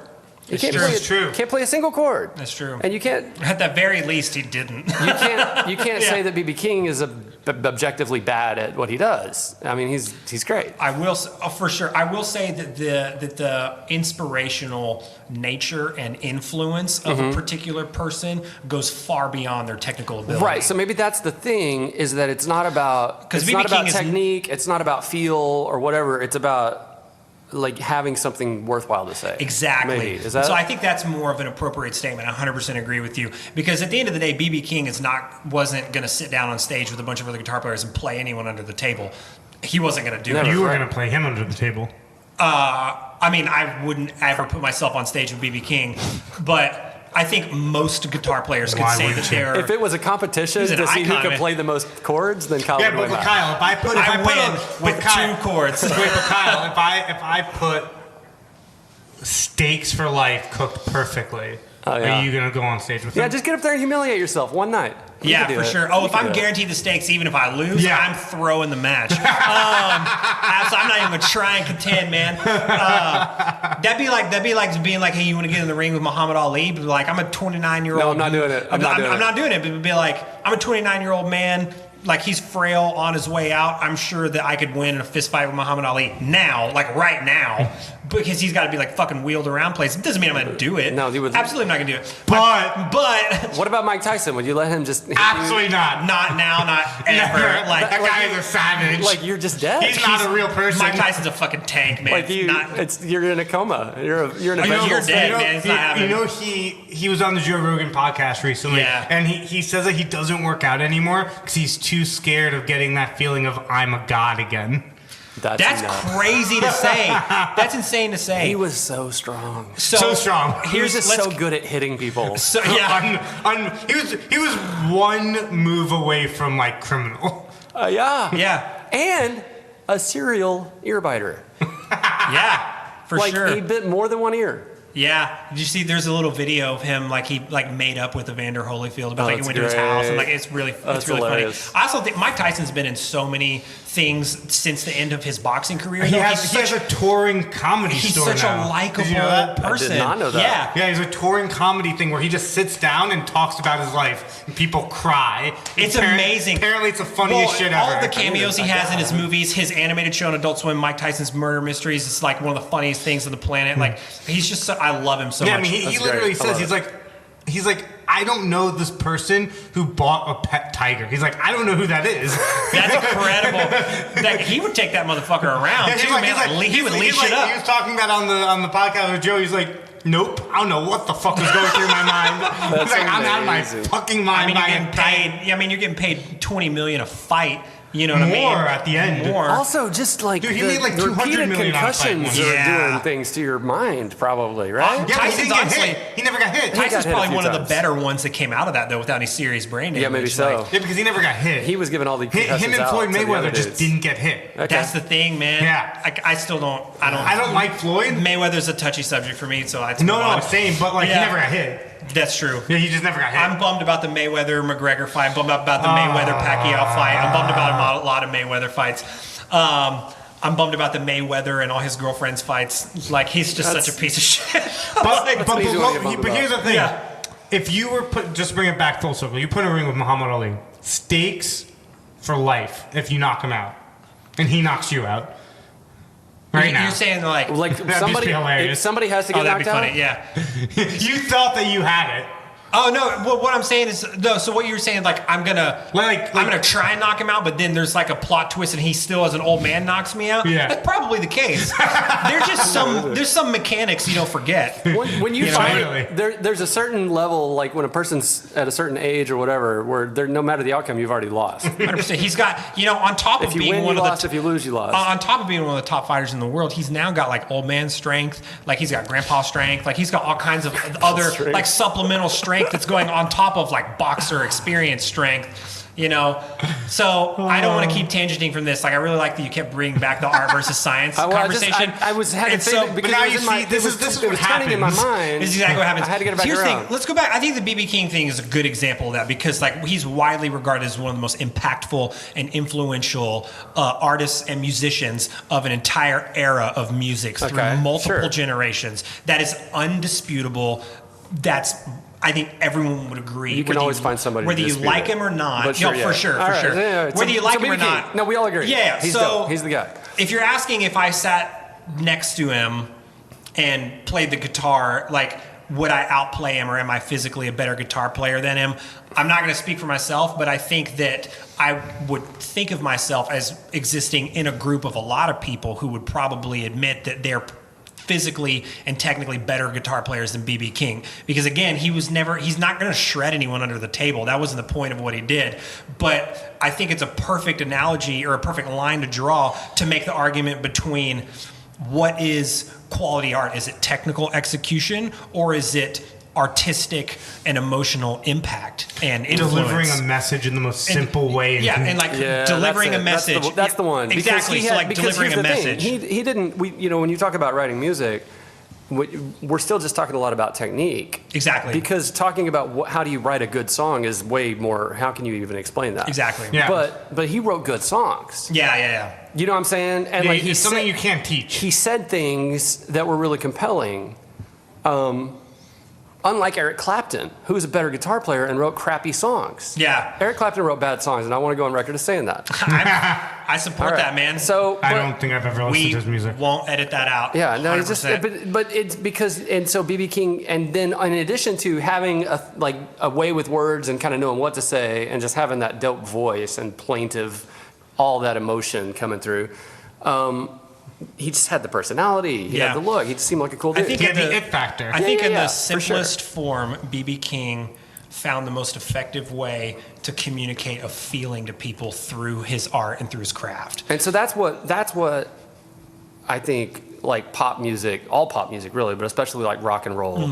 It's a simple thought that's really forcefully expressed. Exactly. There's got to be one thing that you're saying, and then just put everything and behind for it. so long too, I've been conditioned to come at it from a different mindset and from a more objective mindset of I've always been a hired gun and a sideman and a session player, and so I've always You're the Scottie Pippen of music. No, I'm not as good of a guitar player as Scottie Pippen was a basketball player. That's funny. But He's- no, He's almost the Scottie Pippen of music. what I I'm would say. saying is He's good. If what you're implying is that is never the Michael Jordan, then you're right. No, I just mean dope sideman. You know what you're doing. 100%. I'll take the Scottie Pippen status. I'll even settle for Dennis Rodman. I'll do it, man. Also I've great. already got the nose rings. Like, I'm super. But will you You're like not. North Korea?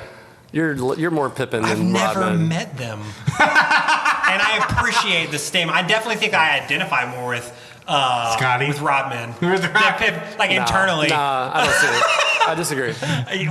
You know me pretty well, but I think that Amazing. I come at it from a different perspective, and like I've never been on a large scale, and definitely for a living, I've never been a person that has subjectively created art. I've always been someone that has helped on an objective level execute the creation of art. And so I get called to be a session player and be like, hey, we have this song, we need guitars tracked on it, we need certain things done to it. I know physically and technically the process to do that, to make it sound good on a record, the right way to play these parts. So like a producer will sit down or a songwriter will sit down, they'll write a part and they'll be like, this is the part that I want. I know how to better execute that and communicate it because I know how it's going to be received. But you're executing someone else's vision. Exactly. So I'm always viewing it from. You're always the Scottie Pippen. Yeah. So like I'm always going to alley oop. You know what I mean? Like everyone Except else. on this podcast. Somebody else is going to dunk. It's an equal partnership. We're both dunking. Yeah. So what I'm saying is like I've always been from the perspective of like, let me help you execute your art, and like you reviewing your art subjectively because it has meaning and you're trying to communicate a message, but the side of it that you're bringing me in on, I can objectify because I love that. There's certain aspects of recording guitars and arranging parts and writing parts that just aren't gonna land the way you want them to land if you don't understand how to do that. You got to be the Steve Cropper. Can I bring up Exactly. what I'm assuming would be a slightly touchy subject? Sure. And I'm sure you've had this situation before. Mm-hmm. But how do you, as an artist, get through the positions when someone's paying you a lot of money to do something and the art that you need to help them finish is objectively bad? Yeah, I've definitely been in situations like that That's before. a great question. And yeah, I mean, at some point, if you do what I've done for even a percentage of as long as I've done it, which still isn't even as long as like some of these other guys have been in the game, like you get into a situation to where you get hired to play on shit that's not great, and what you just have to do, at least what works for me, I just try really hard to just focus in and just get real tunnel vision on just what I'm being asked to do specifically, and just ask a lot of questions and be like, what do you want me to do? What are you going for? And like I did a record with this one guy one time who was a rapper, and he wanted to make a country record. He wanted to shift into the country industry, which That sounds like a disaster. 100%. It was as bad as it sounds. However bad it sounds in your head, it's how bad it was in the room. And That's so good. But he was a sweetheart of a guy. He had a budget, brought me in. He needed me to track guitars on it. And so he had a producer buddy of his he was working with that was kind of making a lot of his tracks for him. He was like programming a lot of the drums and the bass, and he would have some scratch guitars down, and then he would track his vocals, and then he would call me and be like, I need you to redo all the guitars and then add some stuff. I'm like, cool. So basically my job at that point, if the art, in my opinion, is like not great, it doesn't matter what I do, it's not going to be great. At the end of the day, I just have to go, I agreed to put my name on this, and I agreed to do a job for someone for money. And so I still need to give them the same level of attention and respect and professionalism as if, you know, Madonna called me to track on her record, you know? So That makes a lot of sense. I always try Is to it maintain harder- that perspective. Is it? I can see how you could tunnel vision that when you're playing Yeah. guitar, but ones if you're producing and like their voice is just like horrible. Well, I've definitely been in that situation too, and that's why I put a lot of effort into like just not having to work with those people anymore. Because emotionally, I've just gotten to the point to where I can't take that anymore. So you've learned this about yourself as an artist. Yeah. That if I'm the guy at the helm of this thing, then it has to have this certain level of quality, or I can't do it. I definitely. But if I'm the guy who's just helping row the boat, and I've got one oar, then I can do that. At that point, I chalk myself up to being a plumber, and you're building a house and you need one of your pipes fixed or you need a toilet installed And the your right house way, is tacky I and show up and ugly do, and it I sucks would or never live whatever. in your house. I don't understand how you're even going to invite people over, but I know how to That's install. not your job. But I know how to install bathtubs, Right, and you're right. going to point me to the room. I'm going to focus on that room. I'm going to put your bathtub in, and I'm going to get out. But then if thank you're, you for your time, if you're I'm going to the, leave. if you're the head, like the architect or the general contractor in charge Exactly. of executing That's the like, thing, hey, then we're going to have a lot of preliminary conversations Right. about my opinions and about how I'm going to want to Right, work. to you know? onboard someone to produce now, there's Exactly. probably like a lot. You through your years, you now know the process. Yeah, the easiest way for me to do it is to really quickly kind of like navigate if I'm going to be able to work with someone is to go like ask them like, what are your goals with this project? What are you trying to like? Where are you trying to go with this? And can you give me a couple of examples of people that you identify with that you're trying to shoot for in terms of content and quality? Send me those references. I listen to them, and like, then you so hear them sing. I listen to like, let's say that someone wants to be in the pop industry and they send out a couple of different artists and they're like, I really identify with these people. I want to be in this lane of music. Then I have them send me their music. I listen to it. And if there's too much of a gap that I don't feel like I can bridge, I'll have some type of conversation. You said that way more diplomatically than I know Yeah, the you actual nailed it. process. Oh, is. exactly. that's great. If there's too big of a gap and I don't feel like I'm going to be able to bridge it, I'll come up with some respectful way to just be like, I'm cooking a appreciate steak it, that night, I'm sorry. I'm cooking a steak for all of April and I'm unavailable. No, you just say I'm not your guy. Yeah, for sure. It basically boils down to just be like, you know what, like this isn't really my lane, and like I don't feel like I could, best get out what you're wanting to get out of it, and so I can throw you some recommendations. I wish you the best of luck, and I'll usually try and give some tips and pointers to be like, you know what, a good thing to do in that situation too is to have like a skills assessment, because that's a really good one of my really good friends, who's kind of like a mentor in the music industry, told me that you can do skills assessments with people. That's a really good way to help shine a light with where they're lacking without telling them that they're bad. And so you can do So that just on be an like, this objective is the level. thing you need to Just work be like, on. hey, so okay, so all of your references that you brought to the table that you say you identify with and are shooting for,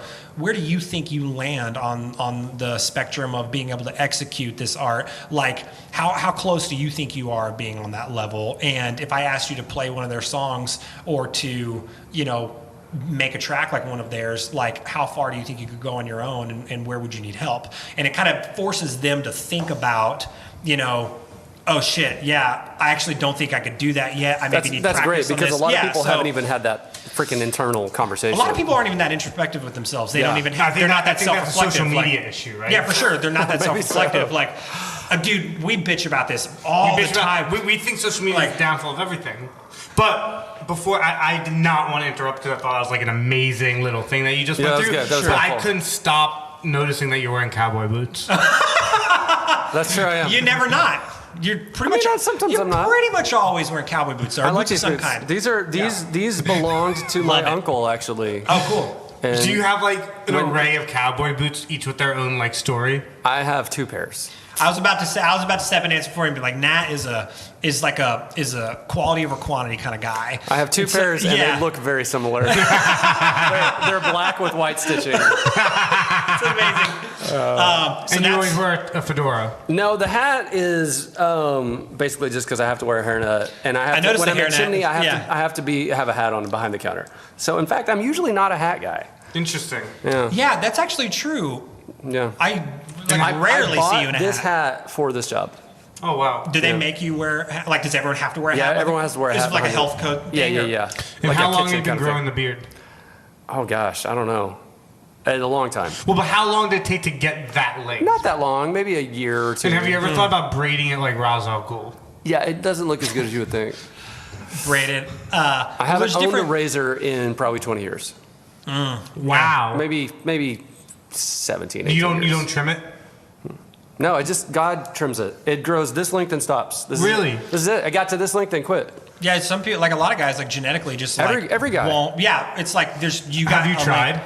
Yeah, I've gotten about. Well, what would you say? Your beard's like what? It's like 6 inches down I don't from your know, chin. maybe, yeah. Like, so if your beard is 6 inches from your chin, I've probably gotten like maybe 2. Like I've gotten a pretty good beard. Look, every hair on know. your body is genetically programmed to grow to a certain length and stop. Your eyebrows grow to a certain length and stop. Oh, mine don't. I have to trim them. No, you don't. Oh. You just trim them before they stop growing, because you don't want to look like a Jew. I'm sure they would. An Egyptian Jew. They're not going to grow like 20 feet long. It can't.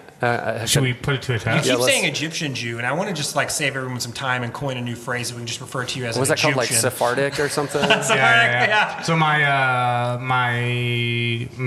my grandmother was born in Alexandria. Oh, sick. Lived there her whole life. Moved when she was in her late 30s to Brazil. Met my Okay. granddad. Had my mom. Alexandria, Virginia? Egypt. Alexandria, Egypt. I've never been to Egypt. The one time that I was in the Middle East and we were going to go to Egypt, there was here like up top. there was Yes. like a rocket launch, and they had this like weird military protocol. They're like, we can't take you in there now. Like, well, we were going to go to Egypt, but there's That's some beef good. with Yemen, and someone like test launched a rocket, and we just think it'd be best not take you. Egypt And I'm has like, had you a lot of beef think? with a lot of people for a lot of years. Yeah, sure. I went on birthright in 2012 to Israel, and I was supposed to do a trip to Egypt after, and it was right when like the government got overthrown. So I Oh wasn't yeah, allowed so in. you're like, yeah, I don't want to be, Oh, I don't want to be crazy. caught up in this. Well, no, because you're from the East Coast, and my sister lived in Alexandria for a long time, and so I was just But like, we've been oh, saying I'm Egyptian. I know, but you weren't. What's in that coffee? Look, Kyle, you screwed up. I don't Just know, say man. I screwed up. Just say I'm sorry. You know what, Matt? I just want to go on record. And say I'm not sorry. I want to be the first person to say that I screwed up and I'm sorry. You'll never hear that from me. Before anybody else said it, I want you to hear from me And first that I wanna screwed be- up. I'll let you know right now. You'll never hear those words out of my mouth. Oh, I know. amazing. You don't have to let me know.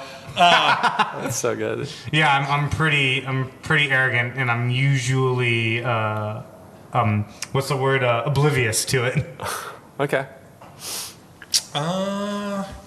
I don't know. Yeah. I just set Kyle up for like Is there another Kobe, phrase? I just Kobe I to know, yeah. Shaquille, and I was waiting for you to just like lay the hammer down on me, and you just didn't. And well, I'm just trying That's to very find. sweet of you. I Well, feel like I'm we're in also love trying now. to find He a was much. he's getting all diplomatic here. I'm trying to find a much deeper way to insult you because, like, I'm trying to figure out if there's another like supplementary term we can use for an oblivious, arrogant person. Like, is there another word? Because it's not ego. Because ego is like self-aware to some degree. Okay, maybe so. And so, I don't like you're, like, Odin. are you just an asshole? Like, is that it? Like, Maybe. you're just like, I'm really I'm starting arrogant. to think about that Like, I'm more really recently. arrogant, but I also don't know that I'm arrogant. I'm like, you're just like a fucking asshole. It's like Odin. Yeah. Odin's an asshole in Thor Like, 2. super asshole in Thor 2. This is how we relate things. We always go back to Marvel. Dude, Thor 2 Yeah, Dark is World. maybe the worst of all the Marvel movies. So you're throwing out your vote for Thor 2. We don't disagree with don't that. disagree. We definitely think it's in the. Okay, I think definitely I've think seen it's in them the all. bottom like 5. I think for sure bottom I think 5. I've seen them all, and that one sucked a lot. Did you see Hulk? It wasn't great. With Edward Norton? Yeah, I barely saw that one. That Yeah, one that was wasn't really great. bad. That was one's bad really, too, Isn't yeah. great. That's really nice. It's really bad. It's not really great. bad. That one. But they've had a lot more wins than losses. But they've all for won sure. in the box office. That's the thing, though. Oh, well, there's I think they've released 20 properties now, including Captain Yeah. Marvel. Each one ends their opening box office weekend at number 1. They've Yeah. never not had a number 1. Why is Marvel the only people that can do a good comic book movie? Because they. But were- DC does a better comic book TV show. Fine, Well, but that's true, but the DC the movies movies have are all way- sucked. Also, we talk all about the this a lot. Spider-Man movies sucked until Marvel Studios. Yeah, until all, Homecoming. All of them. Or 100%. no, until. Yeah, it was Yeah, Homecoming, I think there's a simple yet much deeper explanation. All right, help the me out. simplest explanation is that Marvel Studios with Kevin Feige was built on the culture of we fucking love this property and we want to do it right. And not Yeah. really any of the other houses for any of the other properties ever have had the ethos where we'll take someone that's 80% as good as something, but 100% more of a geek about this topic. That's interesting. And Yeah. so like when Sony or whoever is doing, It's just writers in a room. they're just writing a movie, Yeah, they're just writing a movie. They have no. and Yeah. it sucks. Yeah, same with DC though. DC isn't like die-hard like Justice League fans. Like no company, Yeah. not even Star Wars. That's why the newer stuff kind of sucks because people Yeah. like the writers just aren't like Lucas. Like Kevin Feige was like an apprentice to. Oh my God! What? Stan Lee for Yeah, years. yeah, Like Okay. Marvel Studios was built on the ethos of like we geek the fuck out debating on whether or not Vision can pick up Thor's hammer. Like they spend hours having fun debating that, and it shows in the movies. Yeah. Right, Well, right. and Right, just like a roastery, you can clearly tell you can clearly tell from the atmosphere and the coffee if someone really loves what they're doing. And if everybody in that room loves it, you can taste it, you can feel it. Yeah. There's an energy All right. there. I feel you. Well, I think another perspective to lay down too is that I think that they acknowledged that they needed that patience was like the key ingredient to putting all of these things out in a proper way. Like if you aren't patient, like DC, you get what you get. You know what I mean? And I think another layer too of care that comes in is that if you care about the quality of what's being made beyond just the existence of the product, you're going to take the time to correct the inevitable problems that arise. And so like, I don't care about coffee to the level that you care about coffee. And so I may be able to follow your list and make coffee, but I'll do that 10 out of 10 times and the same problems will arise and I may not ever correct them because at the end of the day, I don't care as much about it. You will, each time you brew it, you'll go through, see what went wrong and try and make it better. That's the difference. I feel that. To me. Or you'll get it mostly right most of the time, but then when it goes wrong, it goes way wrong. Exactly. To me, it's just a numbers game. I'm like, cool, I know pretty much how to get this good enough for me. I'm going to put it out. Most people will like it. To you, it's more of a process of understanding and growing with That's what you're interesting. creating. So then that's where the art comes in on top of the science. Exactly. And so that's what I think is the difference. Yeah. You would sort of care if bridge that someone doesn't conversation. like the coffee you brew them. Kyle wouldn't give a shit. Yeah, That's true. It's Right, clear that's DC doesn't the- give a shit that no one likes their movies because they keep fucking making them. Are they still making money? I guess kind of. Just still make making a money. lot You of make money. money. They make a lot I can of open a money. coffee stand and make money. There's enough people that like coffee. Yeah, that's true. But There's artistic integrity that they have none of. Exactly. See, and that the Exactly. artistic integrity is the curse of the coffee industry because it's not the way to make money. It's not. For sure. It's not the For way sure. to freaking make money. Dude, I went to not on the same topic as coffee, but an ice cream shop on Main Street in Venice. I think it's called Sweet Rose Creamery. Okay. They were telling me that they have these organic sprinkles that cost like $1,200 a like 12-pound bag. what? Because I was like, why is it $1.50 to sprinkle little sprinkles on my ice cream? And they were like, well, let me tell you how much the bag of sprinkles cost. That's insane. Did you get into a conversation about the reasons why they So chose those? everything in their creamery is like super health conscious, super organic, Oh, super right. locally sourced. Everything Oh, yeah. it's like the vibe of the place. It's super cool. So to them, they were like, "There's It's more important for the integrity. exactly. There's like nothing is gonna be less than our standard here, no 100%. matter But what. see, Even the sprinkles. you're always gonna, as an artist, you're always gonna run into that. Like, Yeah. I have to make compromises. Even those people are having to make compromises. Yeah, that's And true. so the question is just what spectrum, what part of the 90-10. spectrum?